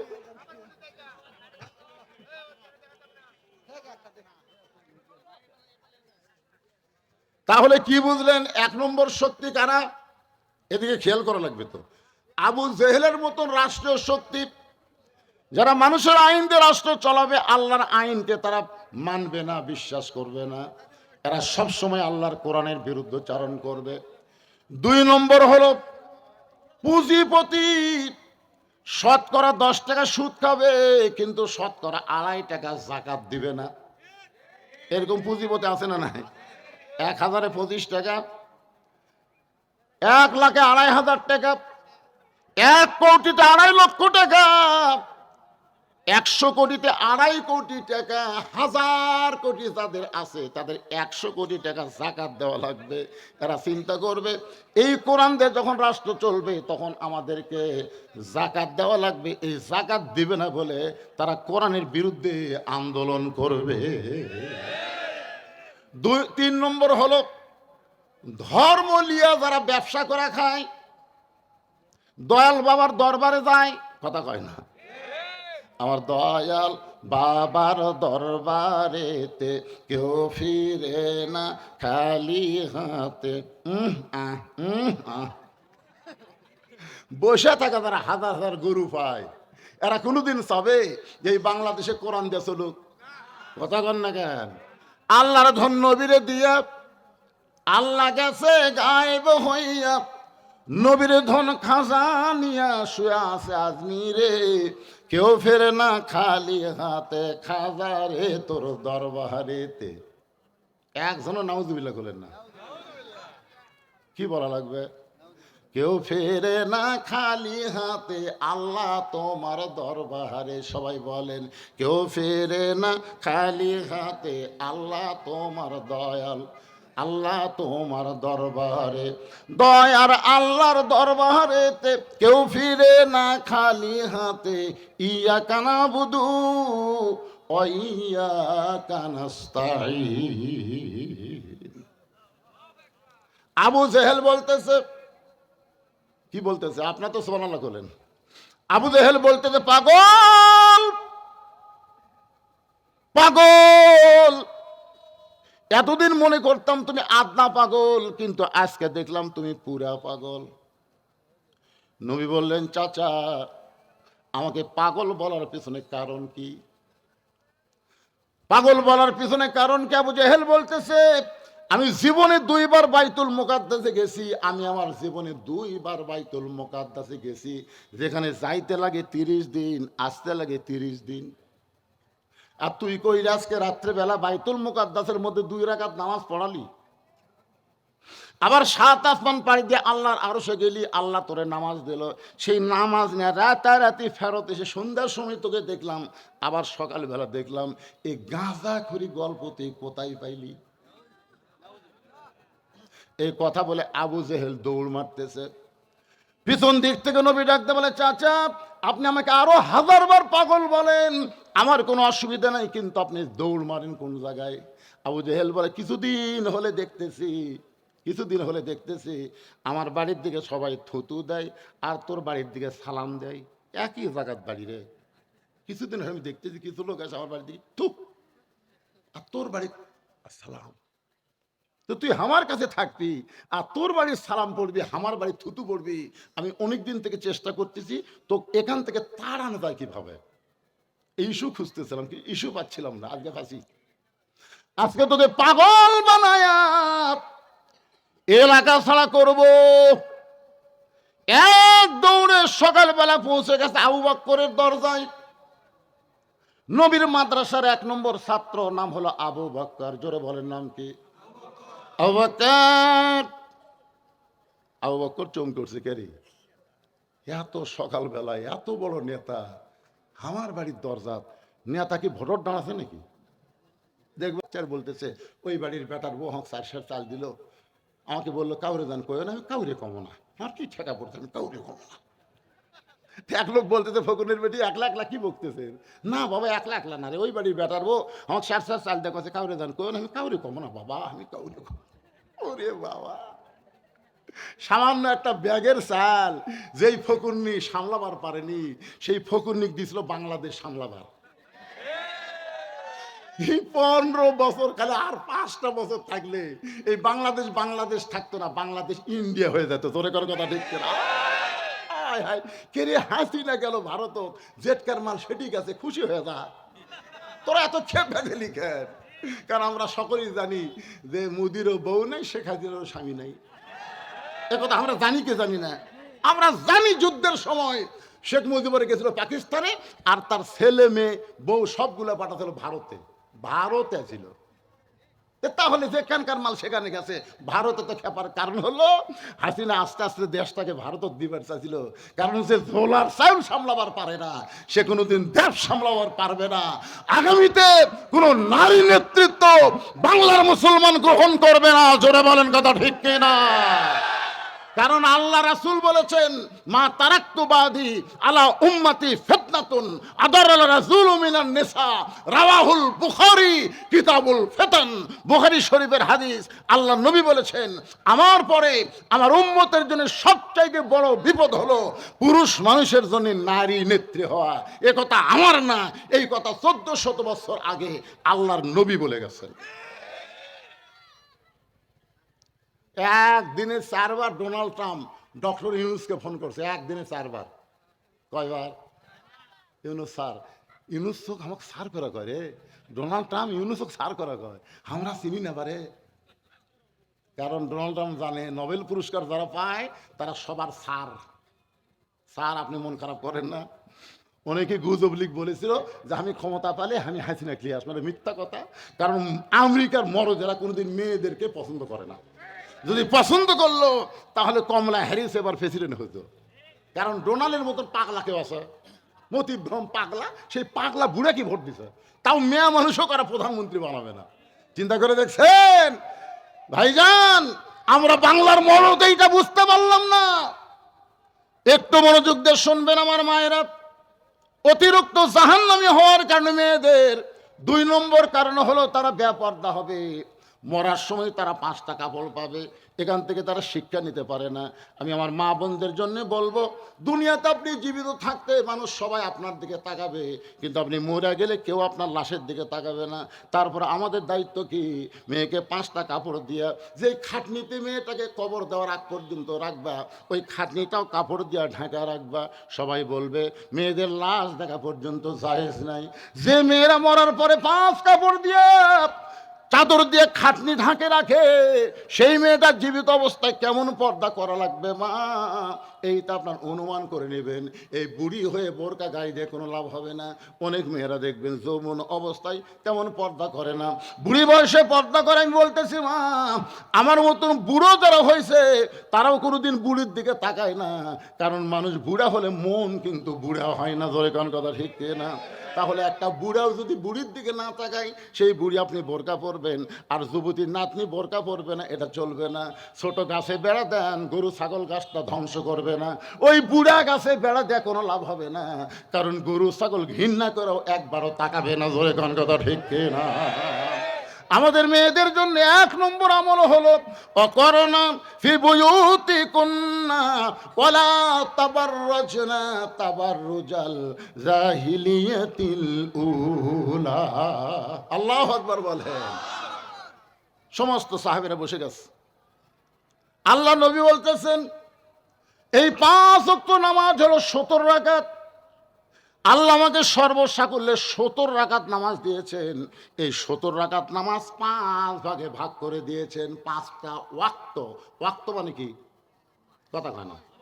নামাজ পড়াও যেমন ফরজ, ওয়াক্ত তালাশ করাও কথা কয় না, জোরে বলা লাগবে। কোন নামাজ কখন পড়েন আপনারা? হ্যাঁ, ওয়াক্ত বোঝেন না আপনারা? 24 ঘন্টার মধ্যে 5টা সময় আল্লাহর পছন্দ। সূর্য উদয়ের আগে হলো ফজরের 2 রাকাত ফরজ নামাজ, সূর্য যখন পশ্চিম দিকে হেলে যাবে এমন সময় 4 রাকাত ফরজ, সেই নামাজের নাম হলো জোহরের নামাজ। সূর্যের পাওয়ার যখন কমে যাবে, সূর্য থাকবে আসমানে কিন্তু পাওয়ার থাকবে না, ওই নামাজ হলো আসরের 4 রাকাত ফরজ নামাজ। সূর্য ডুবে যাওয়ার সঙ্গে সঙ্গে বেশি দেরি করা যাবে না, 3 রাকাত নামাজ ফরজ, তার নাম হলো মাগরিবের নামাজ। যেরকম কিসের নামাজ? রাত যখন অন্ধকার হবে, রাত যখন অন্ধকার হয়ে যাবে এমন সময় 4 রাকাত নামাজ জামাত আদায় করা লাগবে, ওই নামাজের নাম হলো এশার নামাজ। আল্লাহর একজন পয়গম্বর এখন পর্যন্ত জীবিত আছে চতুর্থ আসমানে, আপনার বলেন তো সেই পয়গম্বরের নাম কি? ঈসা নবী। ঈসা নবীকে আল্লাহ যখন দুনিয়া থেকে আসমানে নিয়ে গেলেন, ঈসা বলতেছে, আল্লাহ দুনিয়াতে মানুষ মরার জন্য যায় কিন্তু আমার তো মৃত্যু হলো না, আল্লাহ আপনি আমাকে আসমানে নিয়ে আসলেন। আল্লাহ বলি, ঈসা তোমারও মৃত্যু হবে। ঈসা বলতেছে, আল্লাহ আমার মৃত্যু কি তাহলে এই আসমানই হবে? আল্লাহ বলেন, না, তোমার মৃত্যু দুনিয়াতে হবে। ঈসা বলেন, আল্লাহ কবে আবার দুনিয়াতে আমাকে প্রেরণ করবেন? আল্লাহ বললেন, আবার তোমাকে নবী করে প্রেরণ করব না, বিশ্ব নবীর উম্মত করে তোমাকে প্রেরণ করা হবে। সঙ্গে সঙ্গে ঈসা নবী বিশ্ব নবীর উম্মত হওয়ার কথা শুনে এক নিয়তে 4 রাকাত নামাজ আদায় করলো। ওই 4 রাকাত নামাজ আল্লাহর এতই ভালো লাগছে, আল্লাহ বলে, নবী গো, ঈসা নবী আপনার উম্মত হওয়ার খুশিতে যে 4 রাকাত নামাজ পড়লো, ওই 4 রাকাত নামাজ আমি যত্ন করে রেখে দিয়েছি, আজকে আপনার উম্মতের জন্যে লাইলাতুল মেরাজে এশার 4 রাকাত হিসাবে দিয়ে দিলাম। আপনার উম্মতেরা এশার 4 রাকাত নামাজ যখন জামাতে আদায় করবে, ঈসা নবীর সমপরিমাণ সওয়াব আমি আল্লাহ দিয়া দিব। এই মাহফিলের পরে যে নামাজটা আমাদের সামনে আসতেছে সেই নামাজের নাম কি? আরো জোরে কন। কারা কারা পড়বেন না হাত তোলেন। না, ওই দুটো বুঝবার পারেনি। ওই মুরব্বী কোনোদিন হাত তুলতে পারবে না, পড়ার কথা কয় হাত তুল, 2-1টা যুবক তুললে বোঝা যেত। এরা তো শুনতেইছে না, তারপরে হাত তোলেনি। এতে 3জন কি গল্প মারতেছে? বাবা, কারা কারা এসার নামাজ পড়বেন না রে? আরে যুবক, আজকে তাওলা পড়া উত্তরের মাহফিল সফল, সফল। এই হাজার হাজার মানুষের মধ্যে একজনও নামাজ না পড়ার লোক নেই। এখন যদি বলি কারা কারা মগের নামাজ পড়েননি, যে লোক মগরিব পড়েনি ওই লোক এসব পড়বি আমার মনে করছে না।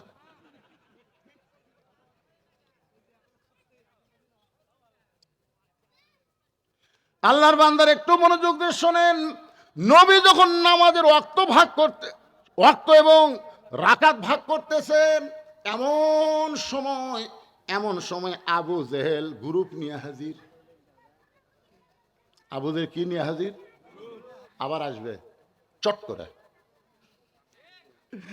কাছাকাছি আছে চট। রে ভাই, কতগুলো গুজব লিখ বলতেছে, হুজুর বেশি পেঁচাল পারেন না, চট করে ঢুকবি চট। আমরাও খালি খুলে তুই চট করে আই। বুঝতে পারতেছেন না? আপনার এলাকায় সবাই নাকি খালি এই হাসিনা গেলে থেকে গেছে, এই জন্য আমি আর নামই লিখছি না। যা, দরকার নাই। কৃষক নাম নিমরে কায়দা করে রব্বানা আতিনা ফিদ দুনিয়া হাসিনা, হাসানার জায়গা হাসিনা ফেলে দেবো, অসুবিধা কি? দরকার নাই। অনেক ওয়াজ আপনারা শুনেছেন, এখন যেটা বলতেছে একটু মনোযোগ দেন। আবু জেহেল গ্রুপ নিয়ে হাজির। সকালবেলা নবীর সাথে একা একা দেখা হয়েছে, নবীকে পাগল বলে গেছে, এবার গ্রুপ নিয়ে আইছে গ্রুপ। আবু জেহেলের গ্রুপের মধ্যে একজন তেলা শয়তান ছিল, তার নাম হলো আবু সুফিয়ান। যেরকম নাম কি? আবু সুফিয়ান তেলা। হাসিনার গ্রুপের মধ্যে একজন তেলা ছিল, নাম হলো ওবায়দুল কাদের। বোঝা গেল না বারে কিভাবে থাকলো কিভাবে পলালো, বোঝা গেল না। কিন্তু যখন হাসিনা পলাছে তখন কিন্তু আমরা ভিডিও দেখছি, দেখেন আপনারা দেখেন না? আগে প্রধানমন্ত্রী যাচ্ছে আর পিছনে পিছনে শেখ রেহানা যাচ্ছে। আমি যাওয়াটা দেখি, সাবেক প্রধানমন্ত্রী শেখ হাসিনা খালি বারবার এরকম দেখলো।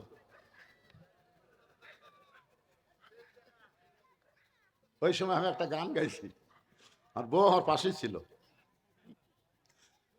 চলতে পথে 2 দিন থামিলাম, যাবার কালে এক সংসারও দেখা না পাইলাম। ও আমার সাদের মালা যায় রে ছিঁড়ে, রইব না আর বেশি দিন বাংলার মাটিতে। বাজান কোথায় কাদের সাথ, 2 জন ধরে টেনে তুলে দেওয়া হতো। কোনো মতে মাইকটা পাওয়ার সঙ্গে সঙ্গে বারবার একই কথা বলতো, খেলা হবে খেলা হবে। এরা কিন্তু তেলতেলা, এরা হাসিনার সঙ্গেও ছিল না, কোনো কালই ওরা থাকবে না। ধরে কোন কথা ঠিক না? কেমন তেলতেলা আইনমন্ত্রী, লঙ্গি শার্ট পরে নৌকার মাঝি হয়ে গেছে। যার কাছে বলা হয়েছিল আল্লাহ সাইদি হুজুর কোনো অপরাধ করে নাই, বিনা দোষে তাকে জেলের মধ্যে আটকে রাখছেন, তাকে মুক্ত দেওয়া কি যায় না? বলে আইনের বর্তায় ঘটানো যাবে না, আইন যা করবে তাই। কে আইনমন্ত্রী, নিজে আইন তৈরি করলি, নিজে নৌকার মাঝি হলি, ধরা পড়ার পরে তুই কত বড় বেআইনি করলি, কত বড় দেখছেন ধরে নিয়ে আসতেছে। ওই তোর খালি পুলিশ কয় কি স্যার, ও আবার মানে 3 বারই পারিনি, মানে কত বড় বেআইনি করতে দেখছেন, এতগুলি ধরেছে, যাচ্ছি যা তুই বেআইনি করলি কেন? 3 বারের সাবেক প্রধানমন্ত্রী অসুস্থ হয়েছে, বারবার তার কাছে যাওয়া হয়েছে একটু বিদেশি চিকিৎসার জন্য। আইনের ফাঁক ফোকর নাই, আইনের বলে ফাঁক ফোকর নাই। এতিমের মাল সম্পত্তি, যিনি 2টা এতিম লালন করছেন, তারেক জিয়া আর আরাফাতকে লালন পালন করছেন, সেই এতিমের সম্পদ মারা খাবি? কথা বলেন না কেন মারা খাবি? ভালো মানুষের কথা বলা লাগবে রে ভাই। একটা পয়সাও মারে নাই, বিনা দোষে তাকে 5 বছর জেল দিল, বিএনপির থেকে আপিল করলো, জেল বেড়া 10 বছর হলো। কেন আপিল করলে বাংলাদেশের সব আইনে সাজা কমে, আর বেড়ে গেল। সে আইনমন্ত্রী কত বড় বেআইনি করলো। পুলিশ কয় আমরা তো চিনবার পাচ্ছি না, দরবেশ সাদা দাড়ি, কি ধপধপা রে, দাড়ি কামে, মাথার কলপ দিয়ে শার্ট লুঙ্গি পরে বসে আছে। আমার আল্লাহ আইনের কাছে কোন আইন চলবে না। আলাইসাল্লাহু বিআহকামিল হাকিমিন। আল্লাহু আকবার। একটু মনোযোগ দিয়ে শোনেন। তেলতলা গোয়েন্দার আবু সুফিয়ান বলতেছে, ও মুসলমানের নবী, তুমি যা বলবা মুসলমান তাই বিশ্বাস করবে, কিন্তু আমরা বিশ্বাস করি না। কথাটা খেয়াল করবে। রে বাবা, তোমরা গল্প করো না। ও মুসলমানের নবী, ও মুসলমানের নবী, তুমি যা বলবা মুসলমান তাই বিশ্বাস করবে, কিন্তু আমরা বিশ্বাস করি না। সঙ্গে সঙ্গে ওমর ফারুক দাঁড়াইছে। কি দাঁড়াইছে? জোরে বলেন না কেন? আচ্ছা, আবু জেহেল ভুল করে যদি আবু বকরের দরজাত না যায়, সকালবেলা যদি উমরের দরজাত যেত, তাহলে আপনারা বলেন তো কি হতো? সবচাইতে নরমটাই যেরকম, তাহলে সবচাইতে গরমটা কি করতো? উমর ফারুক দাঁড়িয়ে বলতেছে, রে কাফেরের বাচ্চারা, আমাদের নবী নামাজ সম্পর্কে ওয়াজ করবে, এখানে তোদের ডাকলো কে? আল্লাহ নবী যদি বলতো, ওমর সকালবেলা আমার পাগল বলে গেছে, এখন গ্রুপ লিয়াচ্ছে, ধর। আপনার বলেন আলী আর উমর যদি একবারে কয়টা ধরতো, একটাও বাঁচত? নবী নবী কি বলছে? ধর কষা। নবী বলছে এজলেস, বস। ইসলামে আদর্শের নেতারা কোনদিন কর্মীকে উস্কে দেয় না। কর্মীকে উস্কায় দিলে আজকে বাংলাদেশের একটা আওয়ামী লীগের বাড়ি ঘর থাকতো না। ধরে কোন কথা বলেন না কেন? যে নির্যাতন তোমরা করছো, ভালো ভালো মানুষগুলোকে অন্যায় ভাবে তোমরা ফাঁসি দিয়েছো। ধরে কোন কথা ঠিক কিনা? উস্কায় দিছে, আমির বলেছে মাফ করে দিলাম। মক্কা বিজয়ের পরে হযরত ওমর যে হারে তরবারি ঘুরিছে 3 জনক মারার জন্য। একটা হলো নবীর চাচা আমির হামজার কলজা যায় চাবা খাসা, সেই হিন্দা। 2 নম্বর হলো আবু সুফিয়ান, আর 3 নম্বর হলো আবু জেহেলের বেটা একরামা। এই 3টা পাবি আর বসাবি। নবী বললেন, ওমর, বিনা যুদ্ধে আল্লাহ মক্কা বিজয় দিয়েছে, খাফের মধ্যে তরবারি ঢুকাও। মুসলমান হত্যাকারীর জাত না, মুসলমান হলো মাফ করার জাত। জোরে খান সুবহানাল্লাহ কথা বলেন। আল্লাহ নবী বলেন এজলেস, বসো। সঙ্গে সঙ্গে ওমর ফারুক বসে গেলেন। আতিউল্লাহ ওয়া আতিউর রাসূল, আল্লাহর আনুগত্য করো, নবীর অনুসরণ করো। নবী বলেন ওমর, আমি নেতা যেখানে আছি সেখানে কর্মীর গরম হওয়ার দরকার, বসো। নবী বললেন আপনারা সম্মানিত মানুষ, আপনারা সবাই আইছেন, আপনারা সবাই সম্মানের সাথে বসেন, বসেন, আপনারা বসেন, আমি নামাজ নিয়ে ওয়াজ করবো, বসেন। আবু সুফিয়ান বলতেছে তোমার নামাজের ওয়াজ আমরা শুনবার আসিনি। নবী বলেন তাহলে কি শুনতে আইছেন? বলে তুমি যে বাইতুল মুকাদ্দাসে গেলে, যেখানে 2 রাকাত নামাজ পড়ালা, আমার নেতা 2বার গেছে আবু জেহেল, যাতে 30 দিন আসতে 30 দিন, আর তুমি বলে আজকে রাত্রে গিয়ে 2 রাকাত নামাজ পড়াছা। আমাকে জানার বিষয় হলো ওই বাইতুল মুকাদ্দাসের দরজা জানলা কয়টা, এটা বলে দিলি আমরা চলে যাব। আল্লাহ নবী ছোট বাচ্চার মতন কাঁদতেছে। আবু বকর বলে রাসূলুল্লাহ, আবু সুফিয়ানের কথা মতো এমন করে আপনি কেন কাঁদতেছেন?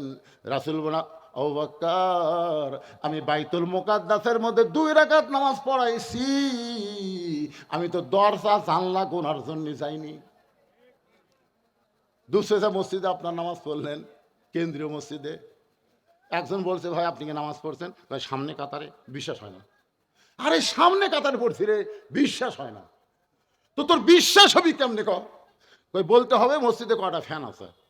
কোন আপনারা বলেন তো, মসজিদে কি আপনার ফ্যান গোনার জন্য যান?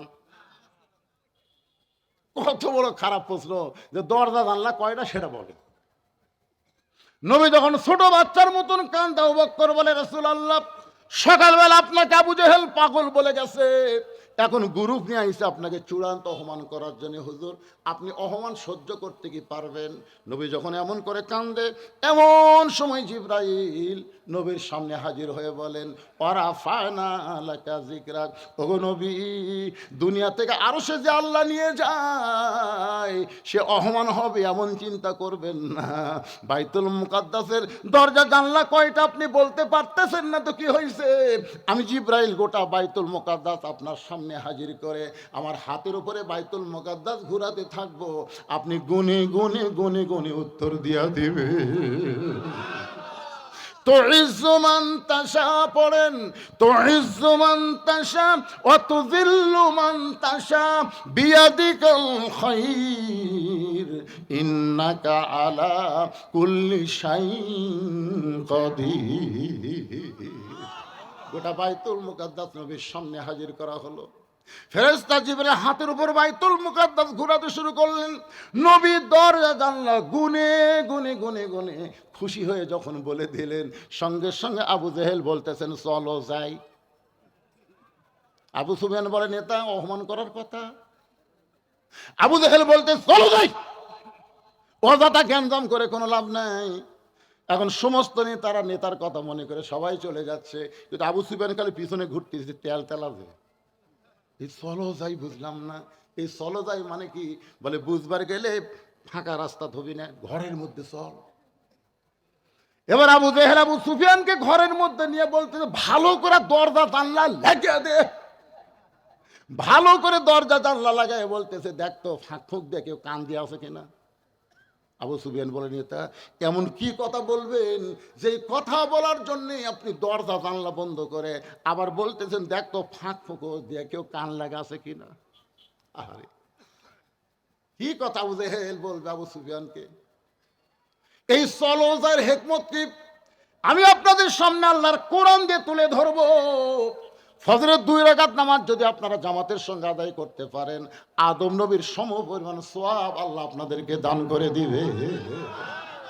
আমি চলো যাইনি আপনাদের সামনে, এখন আসতেছি কোরআন হাতে, শুনবেন না ভাইজান? আমাদের বাংলাদেশকে সামনেও আমরা চলো যাই, জোরে ঘর কথা দিচ্ছি না। কোন দিকে যাবে? মমতাজ পাগলির মতন ওই রকম কাউকে আর আমরা চলো যাইয়ের মধ্যে রাখবো না। কোনো নায়ক না, কোনো নায়িকা না, কোনো দুর্নীতিবাজ না, কোনো ঘুষখোর না, বুক এক জায়গা পেট এক জায়গা তেমন নেতা না। সামনে আমরা চলো যাই বলে এমন নেতাকে পাঠাবো যে নেতাটা হবে সৎ মানুষ, সৎ নেতা, শহীদ জিয়ার মতন নেতা হবে। জোরে কোন কথা ঠিক কি না? বিএনপি করো, কিন্তু শহীদ জিয়ার আদর্শ গ্রহণ করো না। কেমন বিএনপি তোমরা? শহীদ জিয়া যখন দুনিয়া থেকে বিদায় নিল, তারা ভাঙ্গা সটকেট ছাড়া আর কিছুই পাওয়া যায়নি। আরাফার ময়দানে যারা হজ করতে গেছেন, শহীদ জিয়াকে দোয়া করেনি এমন একটা হাজিও নাই, এমন একটা হাজিও নাই। কারণ গোটা আরাফার ময়দান সূর্যের তাপে মানুষ যখন পুড়ে যাইতো, ওই সময় শহীদ জিয়া কোনো গাছ রোপণ করলে ওখানে বাঁচে না। তিনি চিন্তা করলেন কি গাছ রোপণ করা যায়। বাংলাদেশ থেকে লক্ষ লক্ষ নিমের গাছ নিয়ে যায় গোটা আরাফার ময়দান রোপণ করে দিছে। ওই নিমের গাছ এখন মোটা হয়ে গাছের ডালের বাতাসে যখন মানুষের গায়ে লাগে, ওই বাতাস যেন দুনিয়ার বাতাস না, নিমের পাতার সঙ্গে আল্লাহ জান্নাতের বাতাস বহায়া দেয়। প্রত্যেক গাছের গোড়ায় লেখা আছে জিয়াটিরি, যেই দিয়ে শুধু বাংলাদেশ না, গোটা পৃথিবীর তামাম মুসলমান হজকারীকে শান্তির বাতাস দিল। এই দিন জিয়ারে কেউ জিয়া কয় না, সবাই শহীদ জিয়া বলে সম্মান করে। ধরে গণ ঠিক কি না? চলো যাই, দরজা জানলা বন্ধ, ফাঁক ফোক আছে কিনা কান লাগা। আমাদের ছেলেরা কোথায় রে? যারা মাহফিল করতে তারা কোথায়? তোমরা একটু ব্যাগলা ভিতরে যাও, ব্যাগলা একটু ভিতরে যাও। আল্লাহর বান্দারা তোমাদেরকে সহযোগিতা করবে এরকম কোরআনের মাহফিল করার জন্য। কোনো গাছ বান্দা খেলাধুলা হবে না, এখানে হবে কোরআনের মাহফিল, তাফসির মাহফিল। আজ যেরকম রজব নিয়ে নামাজ নিয়ে আলোচনা হচ্ছে, এর চাইতে গুরুত্বপূর্ণ বিষয় নিয়ে আগামীতে আলোচনা হবে। এই মাহফিল চলুক। কারা কারা চান দুই হাত তুলে আল্লাহকে দেখান। যারা চান তারা হাত তোলেন, হাত নামান। ছেলেরা আপনাদের কাছে ব্যাগ না রুমাল নিয়ে যাবে। কারা কারা একটা টাকাও দিবেন না, এরকম যদি কেউ থাকেন একটু হাত তুলে দেখান তো। হুজুর আমার কাছে আসলে আমি এক পয়সাও দেবো না। সবাই দিবে, তার মানে সবাই দিবে। বাবা যাও রে, যাও ভিতরে নামো। এই ঢুকছা ভিতরে। আপনার আগামী বছরের জন্য বাকি কালেকশন করবার কিন্তু তো আগামী বছরের জন্য কেউ যদি কয়, ছেলেটার কথা ঠিক আছে, এখানে অশ্বরবার আইসে, পকেটে হয়তো টাকা আনে নাই, যদি কয় আমি 10 টাকা ব্যাগের মধ্যে দেওয়ার চাইতো 500-1000 টাকা দেওয়াতে পছন্দ করি, এরকম যদি কেউ থাকেন, এই গ্রামের লোকজন, গ্রামের আত্মীয় স্বজন, তারা যদি কেউ থাকেন, তাহলে আপনারা এখানে আসেন, একটু লিখে দিবেন, কাগজ কলমে লিখে দিবেন। জি মাশাআল্লাহ, আগে থেকে রেডি হয়ে আছে রে। এই ব্যাগলা ঢোকে না কেন রে? ঢুকছে কোথায়? ব্যাগলা কোথায় দেখা যায় না, তুমি দেখতে পারবে না। কয়েকজন ব্যাগলা? একজন। মহিলাদের মধ্যে প্রচুর মহিলা আছে, আর মায়েরাও দান করবেন, মা ব্যাগের মধ্যে দিয়ে দিবেন। মানিক নামে আল্লাহর একজন বান্দা সর্বপ্রথম 5000 টাকা ধরে বলেন মারহাবা। আল্লাহ মানিকের দানকে কবুল করেন, তার কামাই আরো বরকত দেন, আরো যেন বেশি দান করতে পারে আল্লাহ তৌফিক দিয়ে দেন। ধরে বলে আমিন। কি নাম? মানিক। আবার 2000 নগদ, ওই 5-এর মধ্যে 2, 5-এর মধ্যে 2000 আবার নগদ করছে দান। আল্লাহ 2000 নগদ, বাকি 3000 মানিকের দানকে আল্লাহ আপনি কবুল করেন। এখানে প্রধান অতিথি সাহেব দিচ্ছেন, তাই না? দিছে, আলহামদুলিল্লাহ। তাহলে এ যারা বিশেষ অতিথি, অনেকগুলো নাম আছে, তো তারা কি করছে আল্লাহ ভালো জানে। লড়াচড়া ওঠা বসা কেন করতেছেন ভাই? হ্যাঁ, এত বড় একটা কথা রে। আবু জেল দরজা জানলা বন্ধ করে ফাঁক ফুঁকরে কান লাগবার বলতেছে, কি মারাত্মক কথার মধ্যে আছে, সেটা না শুনে লাভ ধরতেছেন। রেজল করিমে 1000 টাকা নগদে করছে দান। আল্লাহ রেজল করিমের দানকে আল্লাহ আপনি কবুল করেন। জোরে বলে আল্লাহুম্মা আমিন। এই ব্যাগের মধ্যে সবাই দেন না কেন? 10, 20, 50, 100 যে যা পারেন আল্লাহর রাস্তায় দিয়ে দিবেন, সবাই দিবেন। এই গ্রামে যারা জামাই আইছেন শ্বশুর বাড়িতে, আজকে খুশি হয়ে আপনারা আল্লাহর রাস্তায় দান করবেন, যে প্রত্যেক বছর এরকম একটা মাহফিল যেন আমার সম্বন্ধী শালকেরা করতে পারে। মৌলানা তাজুল ইসলাম 500 টাকা নগদে করছে দান। আল্লাহ তাজুল ইসলামের দানকে আল্লাহ আপনি কবুল করেন। আল্লাহুম্মা আমিন। কাউন্সিলর আজাদ, কে সেটা? অজয় ভাই গেছিল সেই দিন। কাউন্সিলর আজাদ 1000 টাকা দান করেছে, আল্লাহ তার দানকে কবুল করেন। আল্লাহ নেক নিয়ত নেক আশা পরাক। আল্লাহুম্মা আমিন। আপনাদের সভাপতিগুলো আসেনি, সভাপতি সহসভাপতি ডানি ভাই আছে, তা আপনারা কিছু করেন? করছে, আগে করছে, বরাদ্দ আছে। মাশাআল্লাহ, খামাখা সম্মানের লোকে কেউ অসম্মানী করা যাবে না, বরাদ্দ আছে ইনশাআল্লাহ। হ্যাঁ, আপনারা বসেন বসেন বসেন বসেন। বাকি কথাগুলো বলে এখানেই বিশাল জামাতে এশার নামাজ হবে, অসুবিধা নেই, বসেন ভাই বসেন। আপনার মনে করেন না হুজুর সে 7টা তাজার দিল, এখন 8টা বাজা গেল, তাও আপনি তো নামাজের কথা বলতে, আমি তো নামাজের ওয়াজ করতেছি রে পাগলা, নামাজের ওয়াজ করতেছি না, কথা এখন কিসের ওয়াজ হচ্ছে? নামাজের ওয়াজ হচ্ছে। এশার নামাজ পড়লে কি সওয়াব হবে এই জন্যই সেটা আগে বলে দিলাম। না না তো খারাপ অবস্থা, এরকম ওঠা বসা। আল্লাহ তোমার একজন বান্দা কিছু দান করেছে, আল্লাহ দানকে কবুল করেন, আল্লাহুম্মা আমিন। দানকারী গো পিতা মাতা সুখে রাইকো কবরে, নূরের টুপি পরাইয়া উঠাবেন রোজ হাসরে। দোয়া করদম বাদার গাহে লাহি। আল্লাহর বান্দার একটু মনোযোগ দিয়ে শোনেন। আবু সুফিয়ান নে বলেন এটা চলো যাই মানে কি? এই যে দরজা জানলা বন্ধ করে দিয়ে কি বলতে চান? এবার আবু জেহেল বলতে যাবো সুফিয়ান, দরজা জানলা বন্ধ করে আজকে তোমার কাছে আমি প্রকাশ করে দিলাম আব্দুলের এতিম পোলা আসলি আল্লাহর নবী। সুবহানাল্লাহ। আবু সুফিয়ান বলেন এটা সত্যি যদি বিশ্বাস করেন আল্লাহর নবী, তাহলে দরজা জানলা বন্ধ করে বলার কারণ কি? চলেন বাহিরে যাই, দুইজন মিছিল করি, আমার নেতা তোমার নেতা বিশ্ব নবী মোস্তফা, ধরে বলেন আমার নেতা তোমার নেতা। আবু সুফিয়ান বলতে চলেন বাহিরে যাই মিছিল করি। আবু জেহেল বলতেছে বিশ্ব নেতা যদি আব্দুল্লাহ এতিম পোলাকে দেওয়া হয়, তাহলে তোর আমার নেতৃত্ব কেমনে চলবে? এই ভুয়া নেতা যতদিন চলবার চাস ততদিন বিশ্ব নবী হিসাবে তাকে স্বীকার করা যাবে না। জানি ঠিকই আমি মানি না। পৃথিবীর মধ্যে কোরআনের আইন যে শ্রেষ্ঠ আইন আপনারা জানেন না? যখন জানেন কি জানেন না?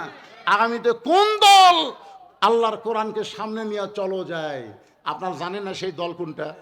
যখন জানে কি জানেন না? কোনো সদিকের অর্থ হলো সত্যবাদীদের সাথে হও, সত্যবাদীর দল করো, ভালো মানুষের সঙ্গে থাকো। আমরা ভালো মানুষের সাথে সত্যবাদীদের সাথে থাকতে চাই। আল্লাহ যেন আমাদের সবাইকে তৌফিক দেয়। সকলে বলে আল্লাহুম্মা আমিন। আস্তাগফিরুল্লাহ পড়েন, আস্তাগফিরুল্লাহ রব্বি মিন কুল্লি জামবি ওয়া তুবু ইলাই লা হাওলা ওয়ালা কুওয়াতা ইল্লা বিল্লাহ।